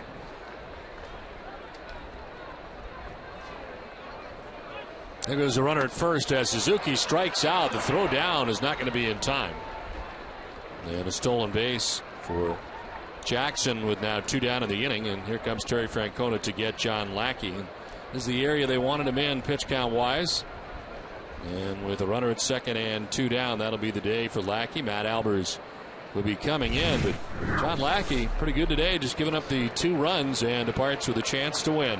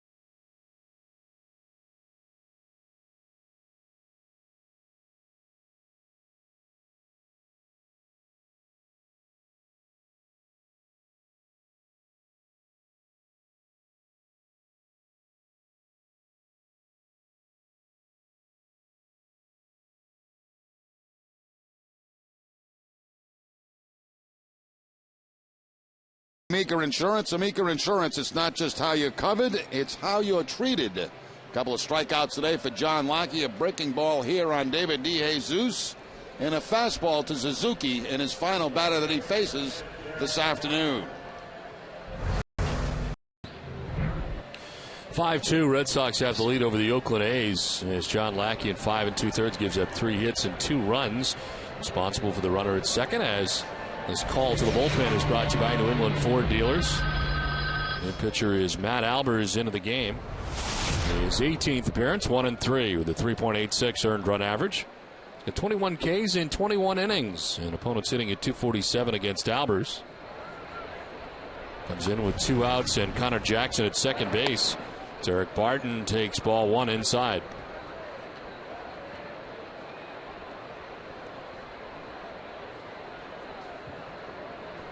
Albers working in yesterday's game, going a third of an inning, giving up a hit.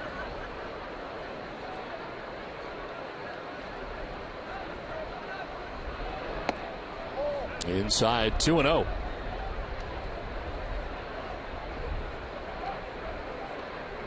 Albers has gone more than an inning 7 times this year,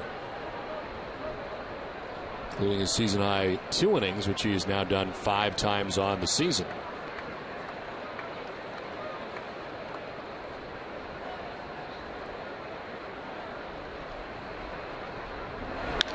Barton hits it in the air well to left. Crawford going back at the wall. It's off the scoreboard. Round from second base. Jackson will score. Into second base goes Barton with a 2-out RBI double And it is now 5-3. That run is charged to John Lackey.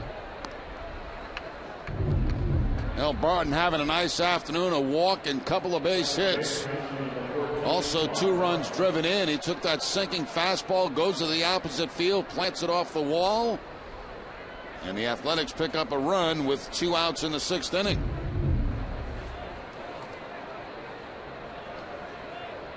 So Barton at second base now for Mark Ellis, who is 0 for 2 on the day. Ellis grounded into a 4-6-3 double play in the 2nd inning. Flied out to right in the 4th.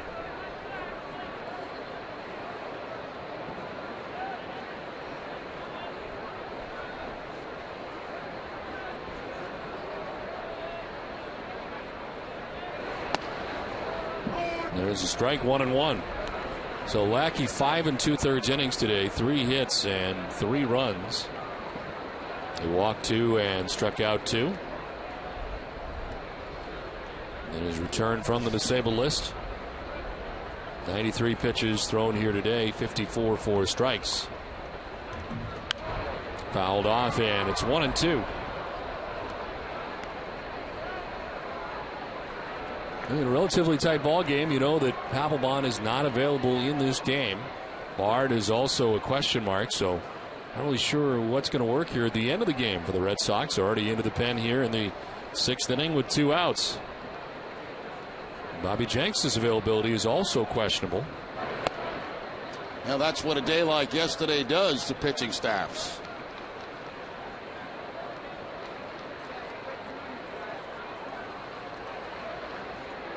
Wheeler and Atchison were not used in yesterday's game. They are available.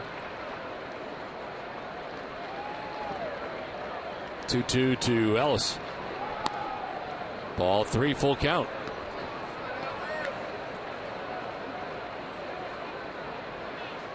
Before the game, Terry Francona is saying that Jenks and Bard were not definitely no's. They were going to check with them right before, both of them right before the game today, and kind of get a feel for whether or not they're available and kind of leave it up to them. 3-2 pitch. Ellis hits it on the ground to Pedroia at second base. He's got it, and that'll wrap up the top of the 6th inning. But the A's get a little closer. They get another run. It's 5-3 Red Sox after 5.5.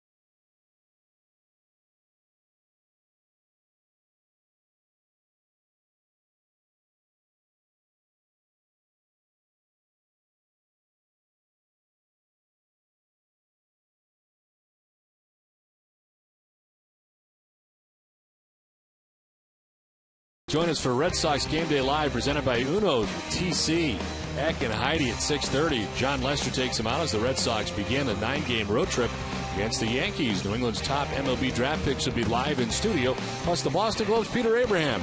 All the latest news and notes from the Red Sox clubhouse. Our coverage begins Tuesday at 6 only on NESN. It's on to the last half of the 6th inning back at Fenway Park. Red Sox on top 5-3. And after 5 innings from Brett Anderson, the starter for the A's, they turn to Faustino De Los Santos.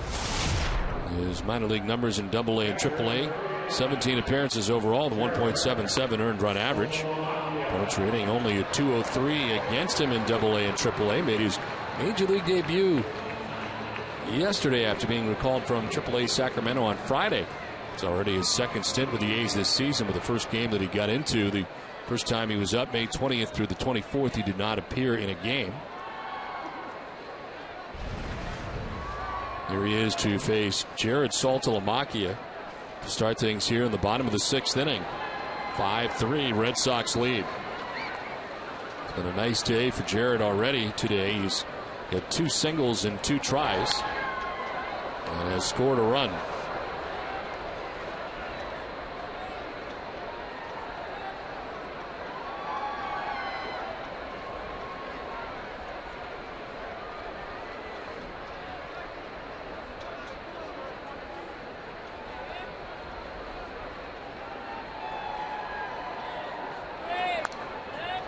Swinging a foul, it's 0-2. 96 from De Los Santos.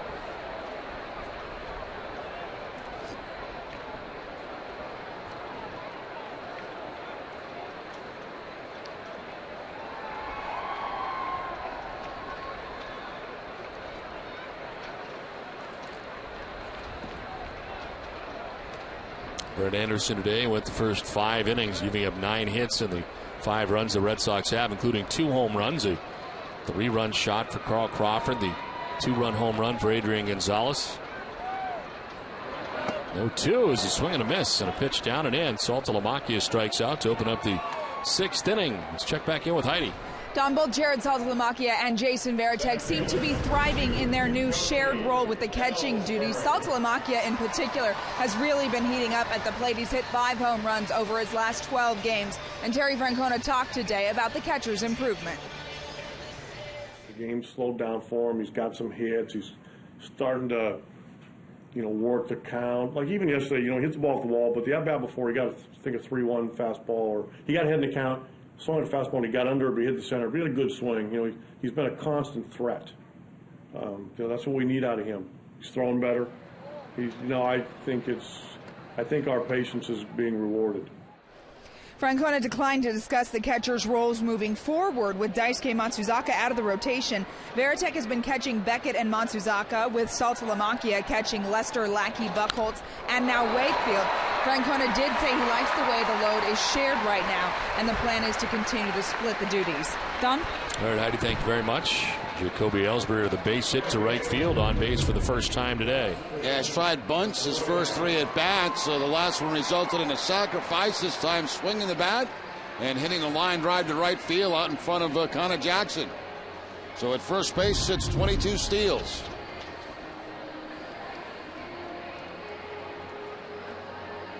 One out, one on for Dustin Pedroia. He's been on twice today, walked in the first, doubled in the second, for popping out in the 4th inning. This one is just yanked to the backstop, and Ellsbury can just jog to second base.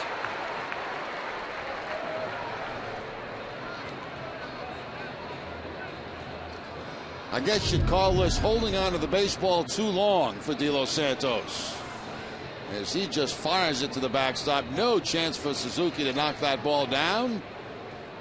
And Ellsbury in scoring position at second base.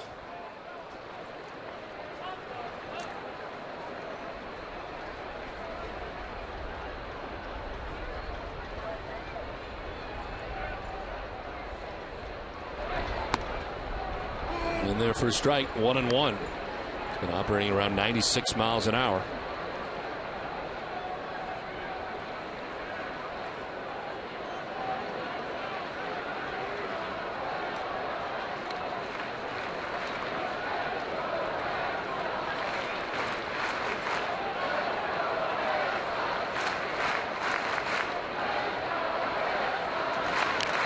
Swinging a foul. De Los Santos. It was part of the deal that involved Nick Swisher back in January of 2000. Came over from the Chicago White Sox along with pitcher Gio Gonzalez, part of the A's rotation. And outfielder Ryan Sweeney, who's starting in left field today for Nick Swisher, who ended up not staying in Chicago very long at all. Ended up with the New York Yankees, and the Oakland A's end up with A couple guys who've been mainstays in their order, and young pitcher in De Los Santos. 1-2 fouled off. Arbor Coat exterior stain by Benjamin Moore, a revolutionary waterborne stain that outperforms the best oil market. Find Arbor Coat at your local Benjamin Moore retailer.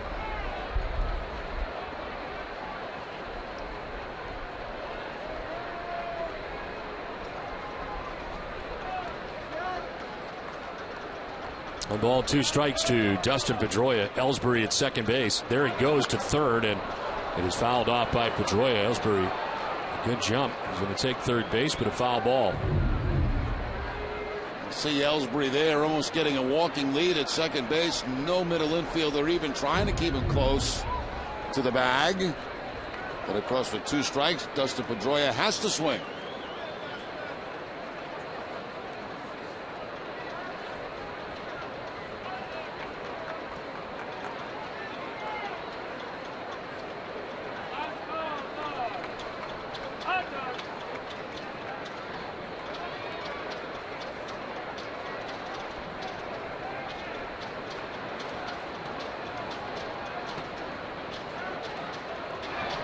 In the dirt, kicks off Suzuki. Ellsbury will get to third base. This will be the second wild pitch of the inning. 1 on a fastball, 1 on a breaking ball from De Los Santos. Has a snap off a slider that time. That bounces, comes back to Suzuki, but still bounces far enough away for Ellsbury to get to third base. Infield comes in for the A's.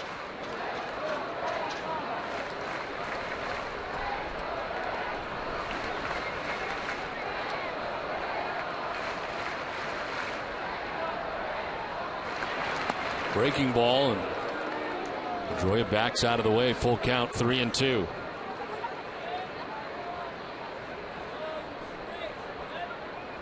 This is the third full count Pedroia's had on the day. His walk doubled and popped out. 4th at bat of the day for Pedroia. Runner at third, 1 down. Pedroia to right field and in for a base hit. This will deliver Ellsbury and the Red Sox 6th run of the day.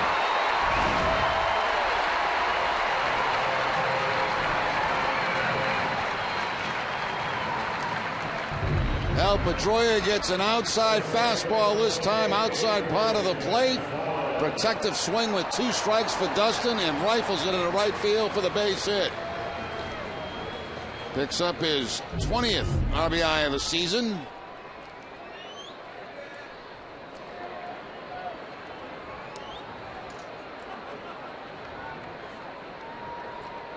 One out, 1 on for Adrian Gonzalez, who hit a 2-run home run in the 4th inning. He takes ball 1.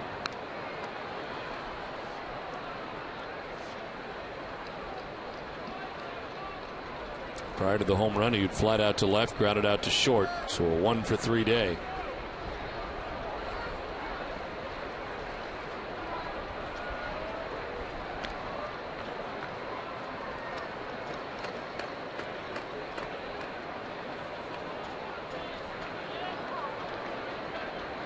Single by Ellsbury, took second on a wild pitch, third on a wild pitch, and then scored on the RBI single by Dustin Pedroia. Here goes Pedroia. Gonzalez with a swing and a miss, and the throw not in time.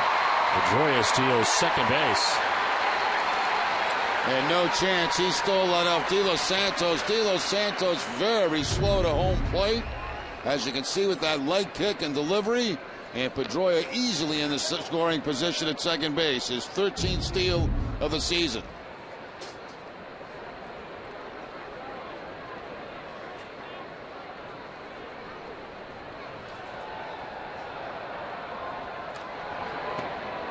They've gone after it. He did, and it's 1-2. Kind of punched at it.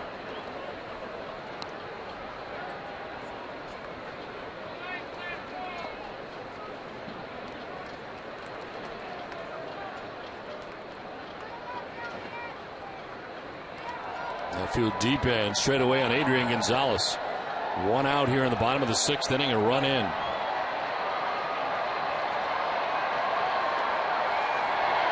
Gonzalez strikes out. Got away briefly from Suzuki, who fires down to first base. Put out goes 2-3, but it is the second strikeout for De Los Santos. So he gets Adrian Gonzalez. Yeah, Gonzalez fooled on this slider here by De Los Santos, down and away. Actually bounced on the plate.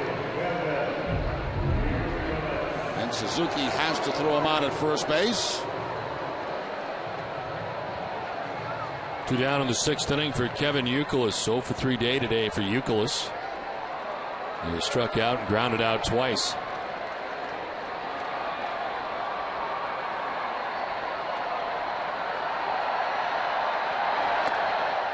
Zipped outside at 95, ball 1.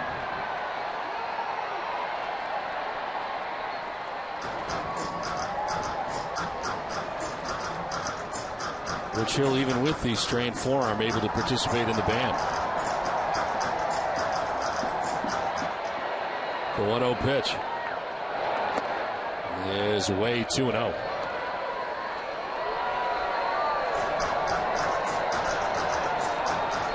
Got a Cephas down there at the end. Dan Wheeler's like, my head hurts, I gotta get out of here. 2-0 pitch. And is over the outside corner, 2-1.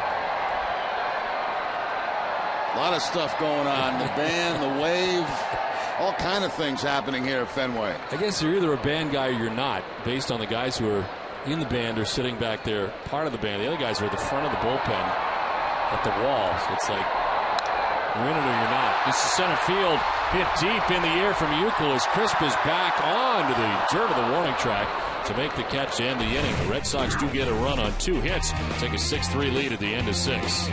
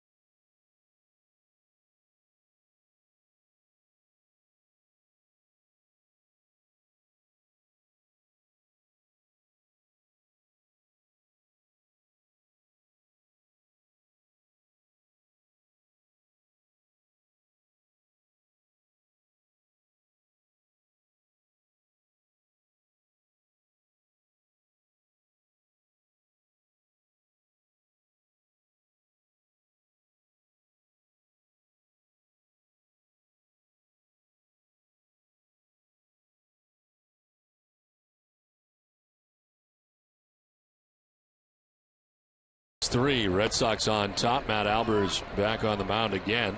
Got the final out of the 6th inning and back out there for the 7th. Kevin Kuzminoff leading it off. This is the 3rd time in the game he's led off an inning.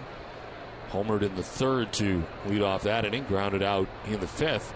And here he is in the 7th. The swing and a miss, 0-2. Great to see Johnny Pesky at the ballpark today. Had his picture up on the scoreboard between innings. Got a huge ovation from this crowd here at Fenway Park.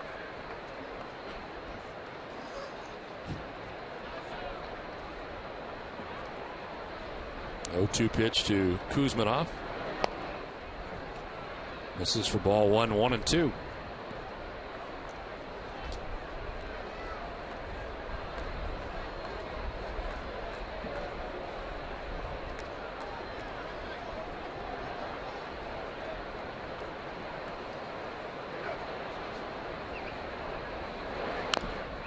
Drop foul, still 1-2. Action in the Red Sox pen behind Albers. Tommy Hotovy, the left-hander, and Dan Wheeler starting to warm up. John Lackey today, 5 2/3 innings, 3 hits, 3 runs, walked 2, struck out 2. A chance for his 3rd win of the year if the bullpen can help him out. So 1-2. Kuzmanov strikes out. Albers with his first K of the day, 1 down. And picks up that strikeout on a sinking fastball. Starts at knee high, finishes below the knee. First time Kuzmanov has struck out today.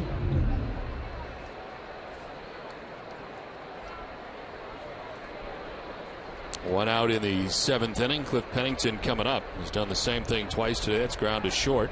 Both times ably handled by Jed Lowry. And it's strike 1 to Pennington.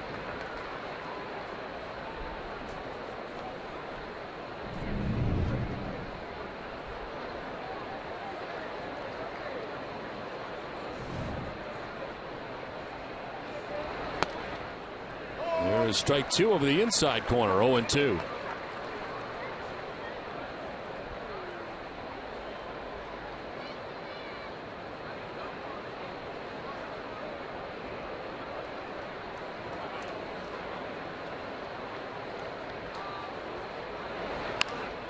To left field and in for a base hit. Crawford started to come in, then backed off. And it's a 1-out single for Cliff Pennington. And the 5th base hit of the day for the Oakland A's. Well, it's time out for the answer to today's AT&T trivia question. In Game 5 of the 2008 American League Championship Series, who was the pitcher that allowed J.D. Drew's walk-off single? And the answer is J.P. Howell. Drew singled in the 9th inning off Howell to complete the Boston comeback. Red Sox had trailed by 7 runs in that game against the Rays. Drew also had 1 of 2 Boston's home runs off Dan Wheeler to help the comeback. David Ortiz had the other. Forced a Game 7, of course, that the Rays ended up winning and then eventually losing to the Philadelphia Phillies in the World Series. Dan Wheeler and Carl Crawford both part of that.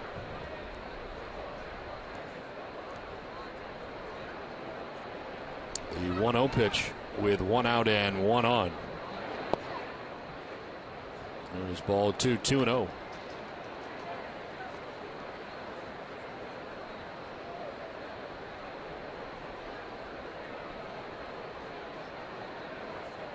Chris fly to right, grounded out to first and walked. All that was against John Lackey.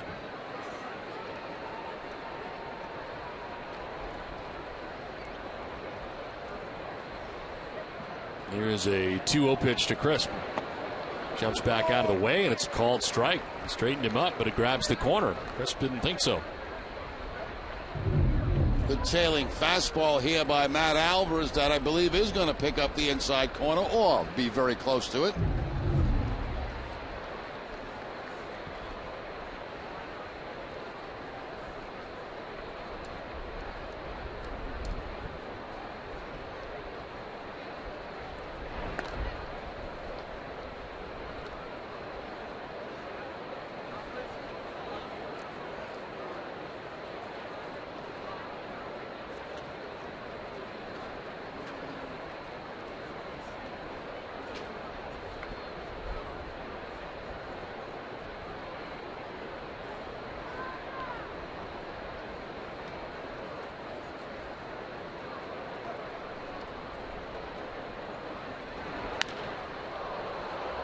In the air to left field, sending Crawford back onto the base of the track to make the catch. Down. Crisp sending it a long way to left field, but Crawford back there, and there's 2 outs in the inning. Red Sox Nation, if you need medical care at Fenway Park, visit the Beth Israel Deaconess First Aid Stand behind Section 12. Beth Israel Deaconess Medical Center is the official hospital of the Boston Red Sox. Visit them at bidmc.org. Well, 2 outs in the 7th inning. Terry Francona heads out. Has gone an inning, and it'll be Tommy Hotovy coming in to face Ryan Sweeney. 6-3 Red Sox.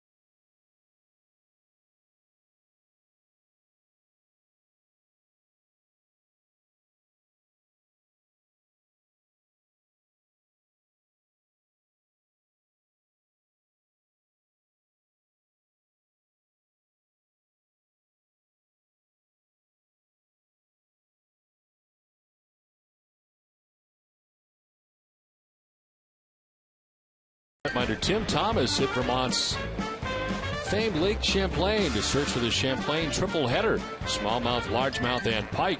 Catch the action on Charlie Moore Outdoors tonight at 8.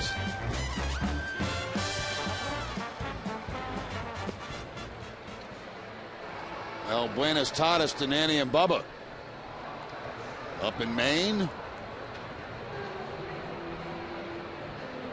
Tommy Hottovy coming in here for the Red Sox, and Hottovy yesterday facing David DeJesus in the 7th inning.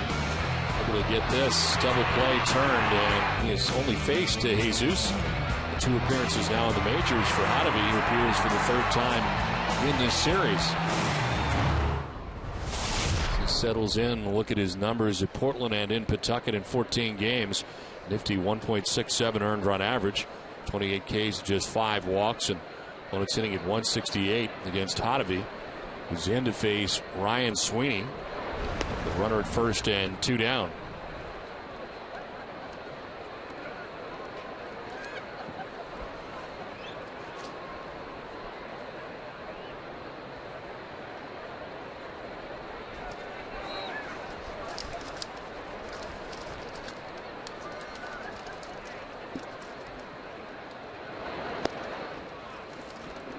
Hottovy allowed just 1 run, a solo home run in 6 relief outings.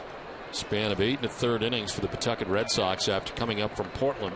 1.08 earned run average. They had 10 strikeouts in 8 1/3, and here he is in the Red Sox pen.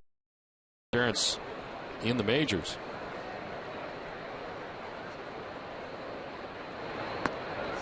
Outside ball 3, 3-0. Behind Hottovy is Dan Wheeler, who warms up alone in the pen.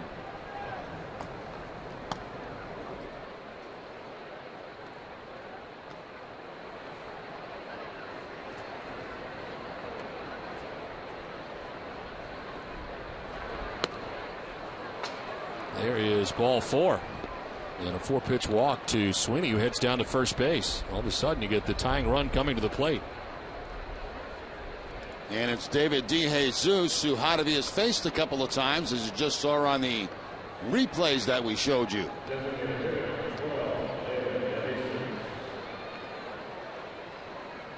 DeJesus 0 for 2 in the game today. Was hit by a John Lackey pitch back in the 1st inning.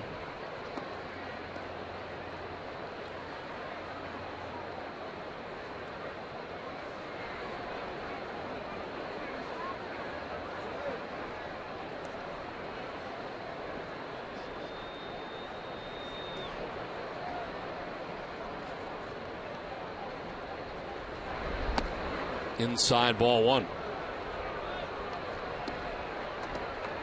5 pitches, all balls thrown by Hottovy since coming into the game.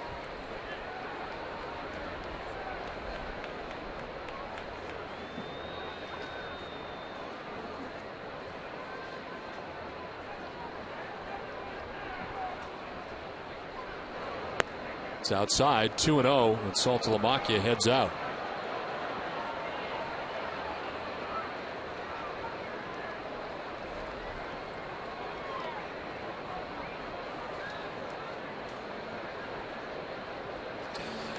Want to get your dad a one-of-a-kind Father's Day gift? Buy a Fenway Park brick that becomes part of Red Sox history. Your unique message will be engraved onto a brick placed inside the ballpark concourses at Gate B or Gate C. You'll also receive a free replica of the brick. A custom case proudly displayed in home or his office. Bricks are available in limited quantities, so visit redsox.com. Bricks to get yours today. Again, there's 2 kinds. There's a 4x8 and an 8x8. Locator map will be available after the bricks are installed for easy reference on your visits to Fenway Park, and something will be here forever. 2-0 pitch is in there for a strike, 2-1. And a mock cheer goes up at Fenway. First strike thrown by Hottovy.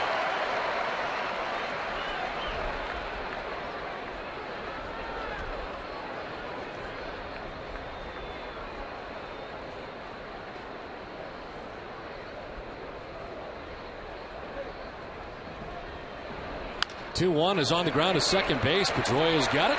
On to first. Hottovy out of trouble. And the Red Sox out of the 7th. It is 7th inning stretch from Fenway. 6-3 Boston.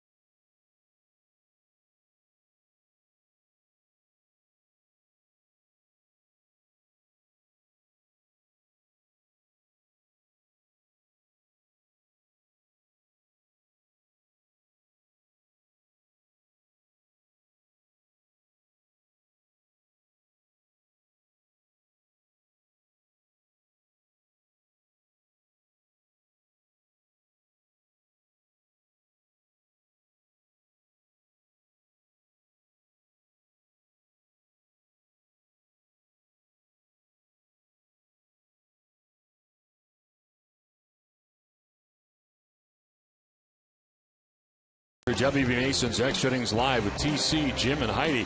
Get a breakdown of John Lackey's outing, including his take on today's performance. Plus, we'll have the manager's perspective in the From the Press Room segment. It's all coming up right after the game on WB Mason's Extra Innings Live.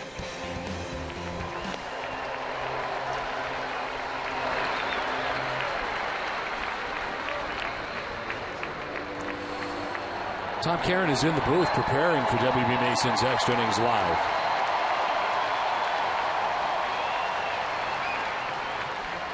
It's all part of the preparation that goes into the post-game show. I had questions as to what it is they do during the game, and I'm getting to see it firsthand as they get ready for the show that'll be done right here the Hockey Way afterwards. I can tell you what they do. They pay very close attention to what happens in the game and set up their show for after the game. I got into a restaurant last night, and I got a chance to see the end of the show. Really? Yes. Well, it was a long day yesterday, and very a long lot day to wrap up. Did you enjoy it? Of course I did. The volume was on and everything. I could hear everything. Great. 14 innings yesterday, better than 5 hours as the Red Sox were able to grab that second game here yesterday and trying to get the third one today and make it a clean sweep of the A's. They lead it 6-3 as we head to home half of the seventh inning. David Ortiz, Jed Lowry, Carl Crawford.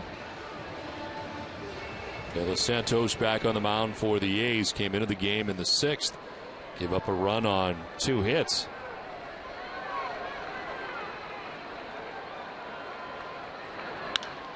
In the air to right center for Big Papi, headed towards the triangle. On the run is Crisp. What a catch by Coco Crisp. He went and got it back into the triangle. What a grab. He made some pretty spectacular grabs in a Red Sox uniform, but that one was outstanding. Well, he got a great jump. Watch his jump on contact there by David Ortiz, and he's very familiar with Fenway Park. Knows it's a long way to that 420 and a lot of room to run.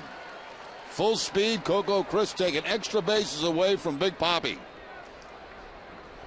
David making a bid to go 4 for 4, but not this time since Coco Crisp won out in the seventh inning. Jed Lowry takes a pitch up top, ball 1. Lowry with a single in the second, fly to right in the third. Bounced into a 4-6-3 double play in the fifth.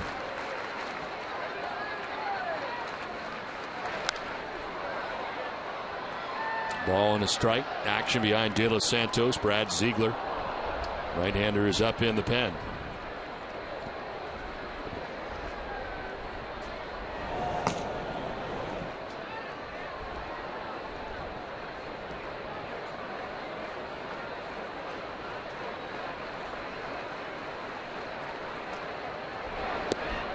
Here's strike 2, 1-2.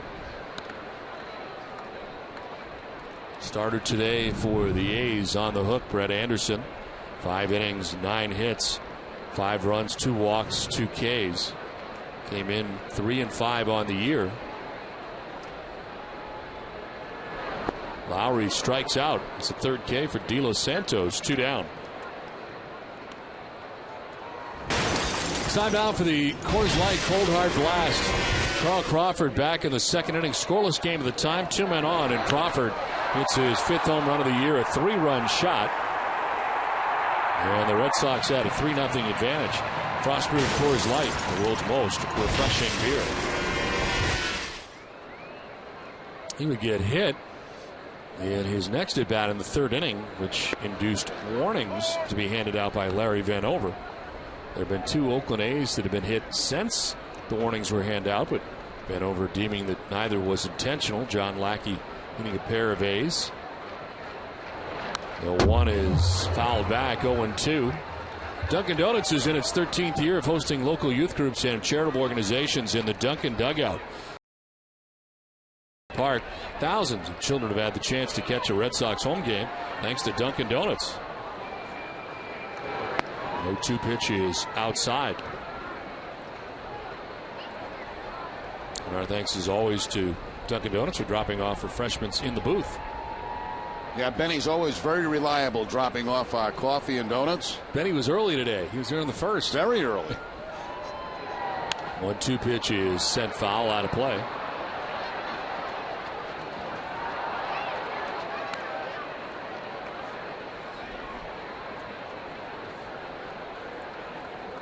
Crawford also walked, so he has been on base 3 times today.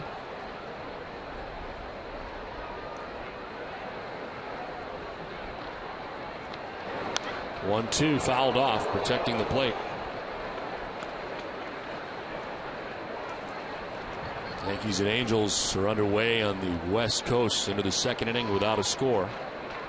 Bartolo Colon against Joel Pinheiro. Swing and a miss. Little Santos impressive out of the pen. 4 strikeouts for him. A 1-2-3 7th, a 6-3 Red Sox lead.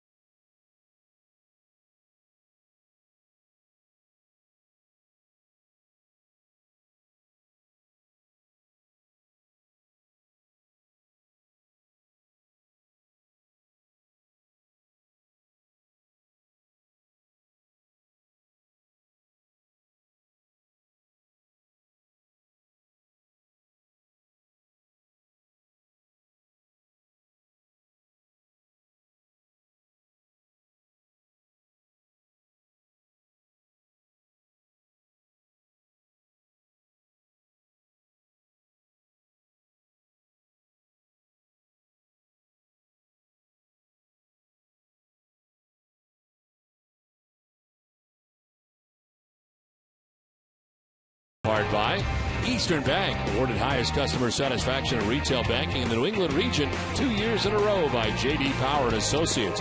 Find out more of what we're made of at easternbank.com. 8th inning back at Fenway Park with the Red Sox on top in the game 6-3, and Boston will move on to their 4th pitcher of the day. Seen Lackey for 5 2/3. Albers for an inning, Tommy Hotovy for 3rd, and now Dan Wheeler checks in for the 8th. His 16th appearance, no record, a 7.80 earned run average. 3 walks to 12 Ks, and opponents hitting at 328 against Wheeler. He has since, however, tallied 4 scoreless outings since coming off the DL on May the 20th. 4 2/3 innings, he's not given up a run, so pitching very well lately as he starts this 8th inning. And it's Connor Jackson leads it off here for the Oakland A's.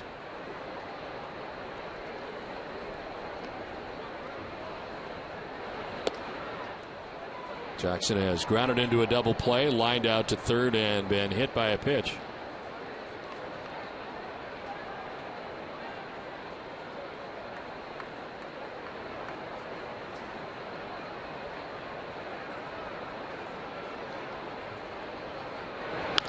On the ground to Lowry at shortstop, kind of a half hop. Throw to first in time, 1 down. Let's check back in with Heidi. Don Marco Scutaro continues his rehab stint with Pawtucket at Durham today. Yesterday, Scutaro went 1 for 4 playing shortstop. He will play second base and DH today and tomorrow. And then if all goes well, he will rejoin the Red Sox as they begin their series in New York on Tuesday. Darnell McDonald has also been rehabbing at Pawtucket. In 4 games, he's batting .462 with 2 home runs and 9 RBI. Don? All right, Heidi, thank you very much. We will be traveling tomorrow and then to Yankee Stadium for 3 to start a lengthy road trip for the Red Sox. 1 out here in the 8th as Kurt Suzuki takes a look at strike 1.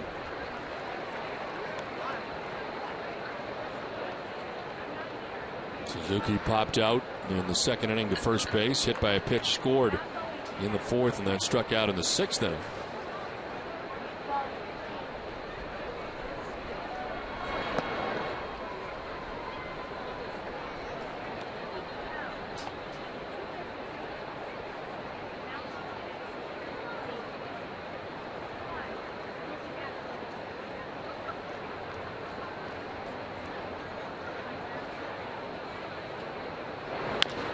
On the ground, left side, Euclid plays the hop. Sidearm toss in time. 2 down. Now a couple ground ball outs by Wheeler here in the 8th inning to get 2 quick outs for the Red Sox.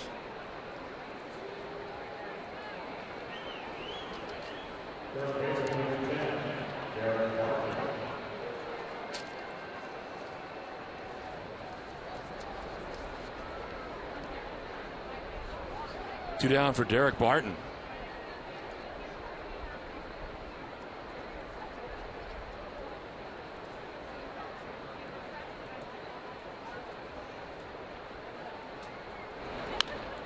This one grounded foul to the end of the Red Sox dugout.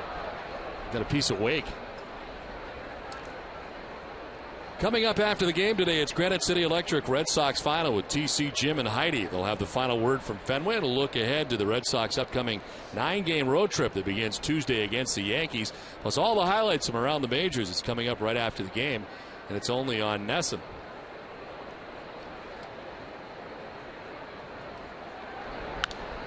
Popped up left side of the Red Sox infield as Kevin Euclid settles underneath and makes the catch. It's a 7-pitch, 1-2-3, 8th inning. Red Sox have a 6-3 lead.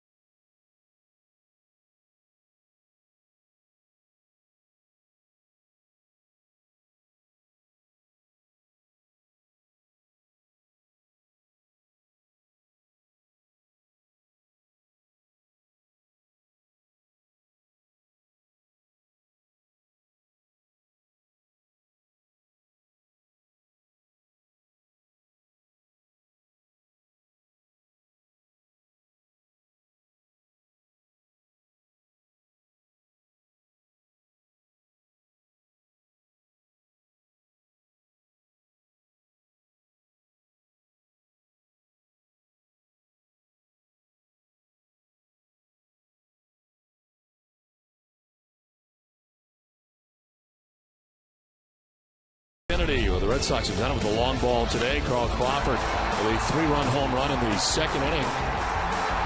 Red Sox will get a 2-run shot from Adrian Gonzalez in the 4th inning.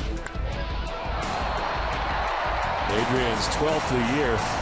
Plenty of offense, and John Lackey has returned off the DL. Goes 5 2/3 innings, 3 hits and 3 runs. Walks 2, strikes out 2, and a chance. His 3rd win coming in at 2-5. We head to the bottom of the 8th inning, and a new pitcher for the A's. Brad Ziegler into the game. His 25th appearance, 1-0, with a 2.21 earned run average. 266 opponent batting average. And a pinch hitter in J.D. Drew to lead it off here in the 8th. Pinch hits for Mike Cameron, who today had been 0 for 3. Drew with a big walk-off base hit yesterday. The 14th inning. Takes a pitch outside, 1-1.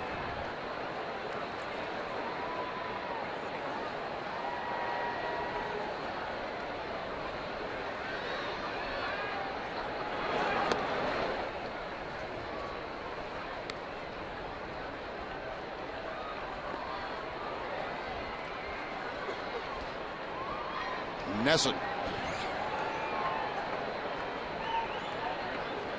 2-1 pitch is outside. 3-1.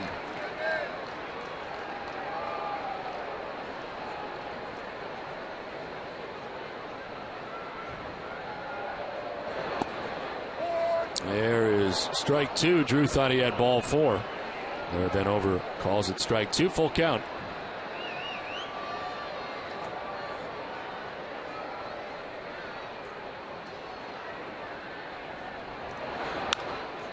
Popped up into shallow center. Pennington, the shortstop, is out. And he makes the catch for the first out in the bottom of the 8th inning. Action in the A's pen. Former Tampa Bay Ray Grant Balfour warming up in the bullpen for the A's.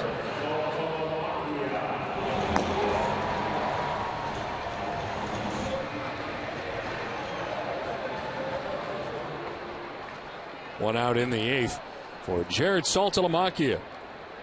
2-hit day today for Jared. Single to right, single to center. And he is struck out as he taps one foul.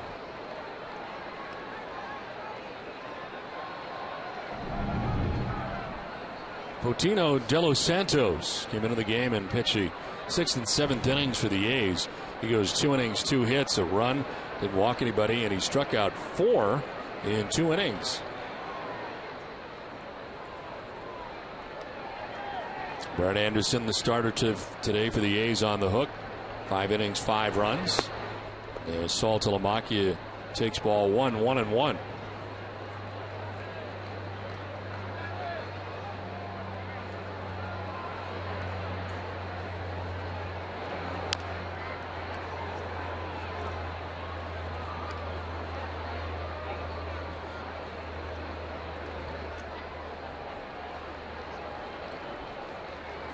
Well, tomorrow morning, you won't have to wait long to discuss tonight's Sox game. Wake up with Dennis and Callahan at 6 on the WEEI Sports Radio Network for an in-depth look at this game and the Red Sox all season long.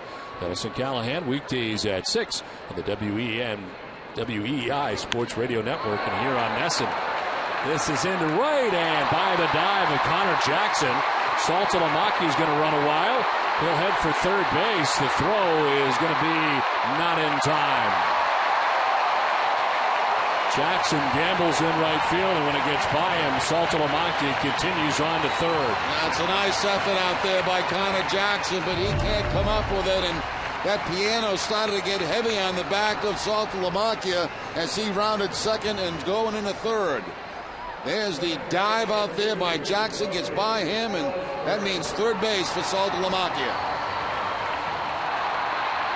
It's going okay here, but it starts to get a little heavy just about now. And the collapse, head for a slide.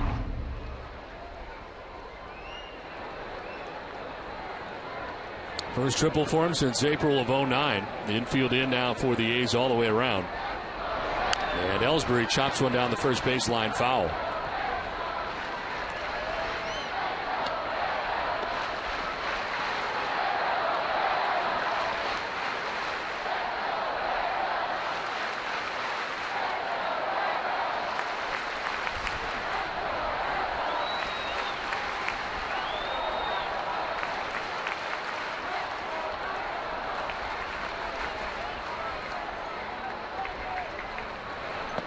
Down and in, and it's 1-1.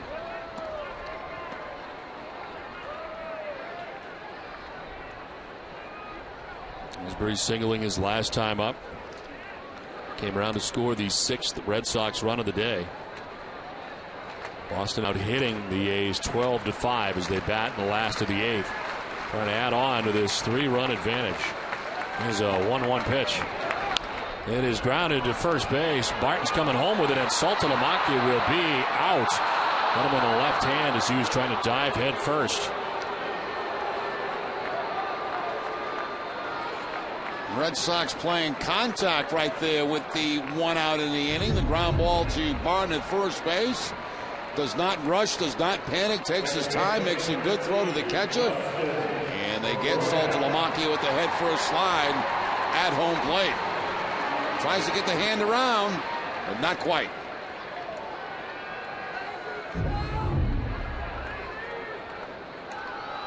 Two down with Ellsbury at first base, and a throw over, and he is just back.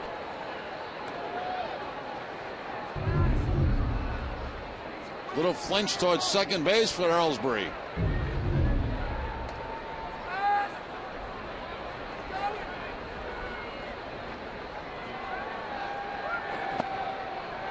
In there for a strike, and it's 0-1. Don't forget, coming up immediately after the game, stay with us for WB Mason Extra Innings Live. It's all the post-game coverage you'll need right here on NESN.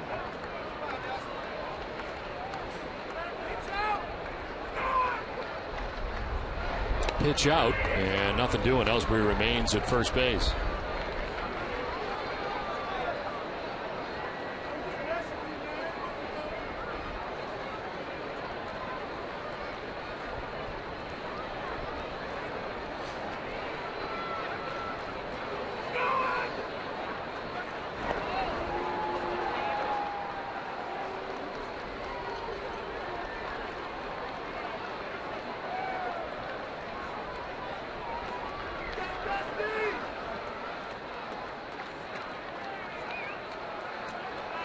Another throw and relatively close again. Back is Ellsbury.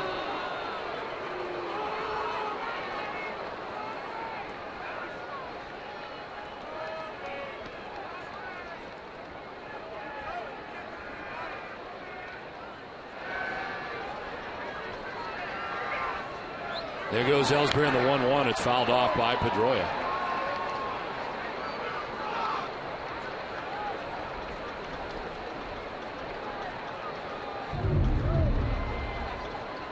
Great jump at first base by Ellsbury, but the contact made by Dustin Pedroia to foul it off.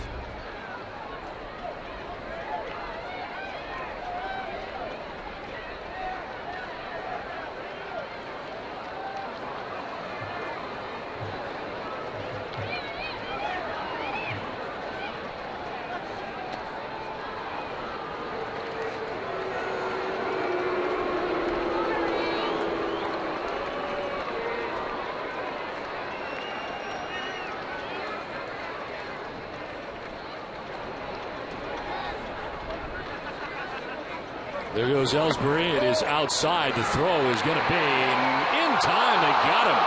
Ellsbury can't believe it. Like he was past him. 6-3. Red Sox have the lead at the end of 8.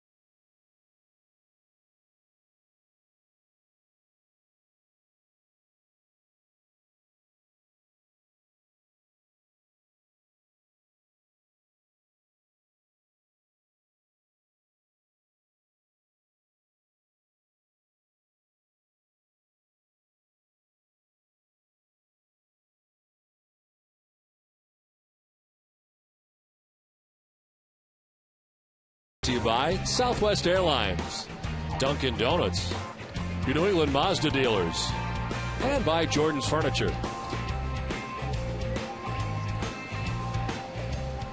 Now Jacoby Ellsbury called out at second base, trying to steal second by second base umpire Dan Bellino.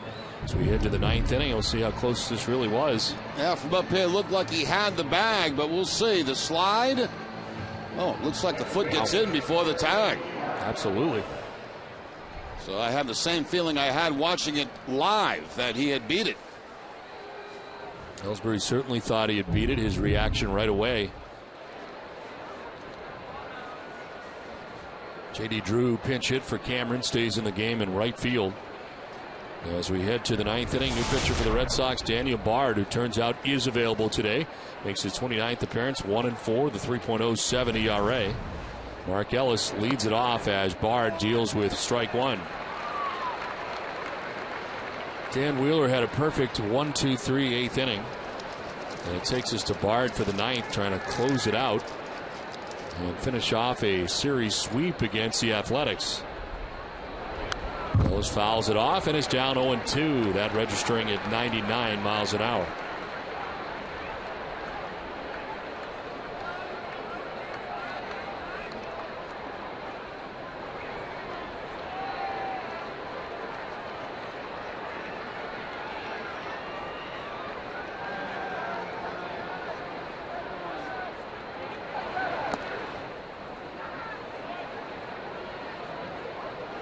Reminder to stay with us for Granite City Electric Red Sox final. Complete post-game coverage coming up after the game from our Nesson studios. Actually, it's going to be from here on Yawkey Way.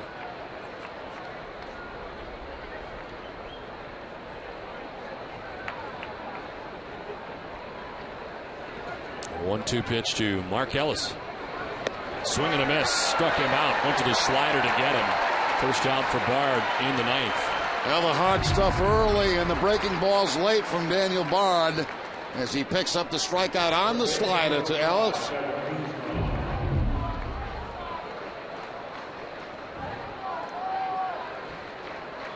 One out in the ninth for Kevin Kuzmanov. Hit a home run back in the third inning off John Lackey, a solo shot. So it sent a ground out and a strikeout. And a swing and a miss for strike one.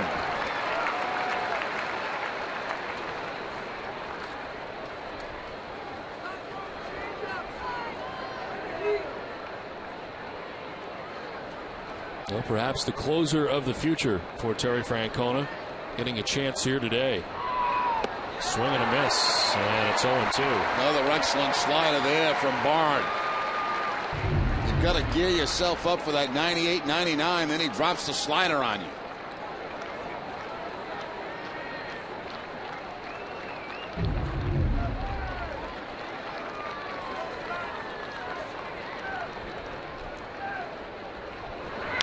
This is grounded softly by the mound. Lowry charging on the run and in time. 2 down in the ninth.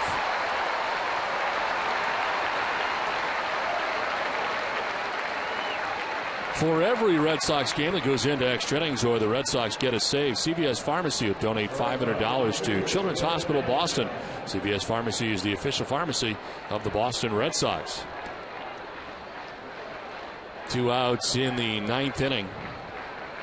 Cliff Pennington, the batter, a 1-for-3 day for him. He singled in the seventh inning. 1 of 5 hits today for the A's. We're down to their last out. Ground ball right side. Pedroia to his left, on to first. Ball game. The Red Sox sweep the 3-game series with the Oakland A's. John Lackey is a winner. And it is Daniel Bard who makes quick work of the A's in the ninth inning. A 1-2-3 ninth inning. Able to pick up the save. Bob's Discount Furniture will be stepping up to the plate again for the Jimmy Fund this season. Bob's Discount Furniture will donate $1,000 to the Jimmy Fund Radio Telethon for every Red Sox game saved. So far this season, Bob's Discount Furniture has donated a total of $13,000 to the Jimmy Fund Radio Telethon. So pretty impressive here today as the Red Sox able to beat the Oakland A's both offensively and pitching. Well, certainly John Lackey coming off the disabled list. A nice start for him. You got big days from Crawford with a 3-run home run. Gonzalez goes deep to the opposite field again. A good way to wrap up this homestand before a very tough road trip. Red Sox win it 6-3. For Jerry Remy and Heidi Watney, I'm Don Orsillo saying good afternoon from Fenway Park. Join us again Tuesday as the Red Sox open up a 3-game series with the Yankees. Live coverage begins at 6 from the Bronx. This has been a presentation of Nesson, New England's most watched sports network. It's time now for a preview of what's coming up. WB Mason's Extra Inning Live. Here's Tom Caron.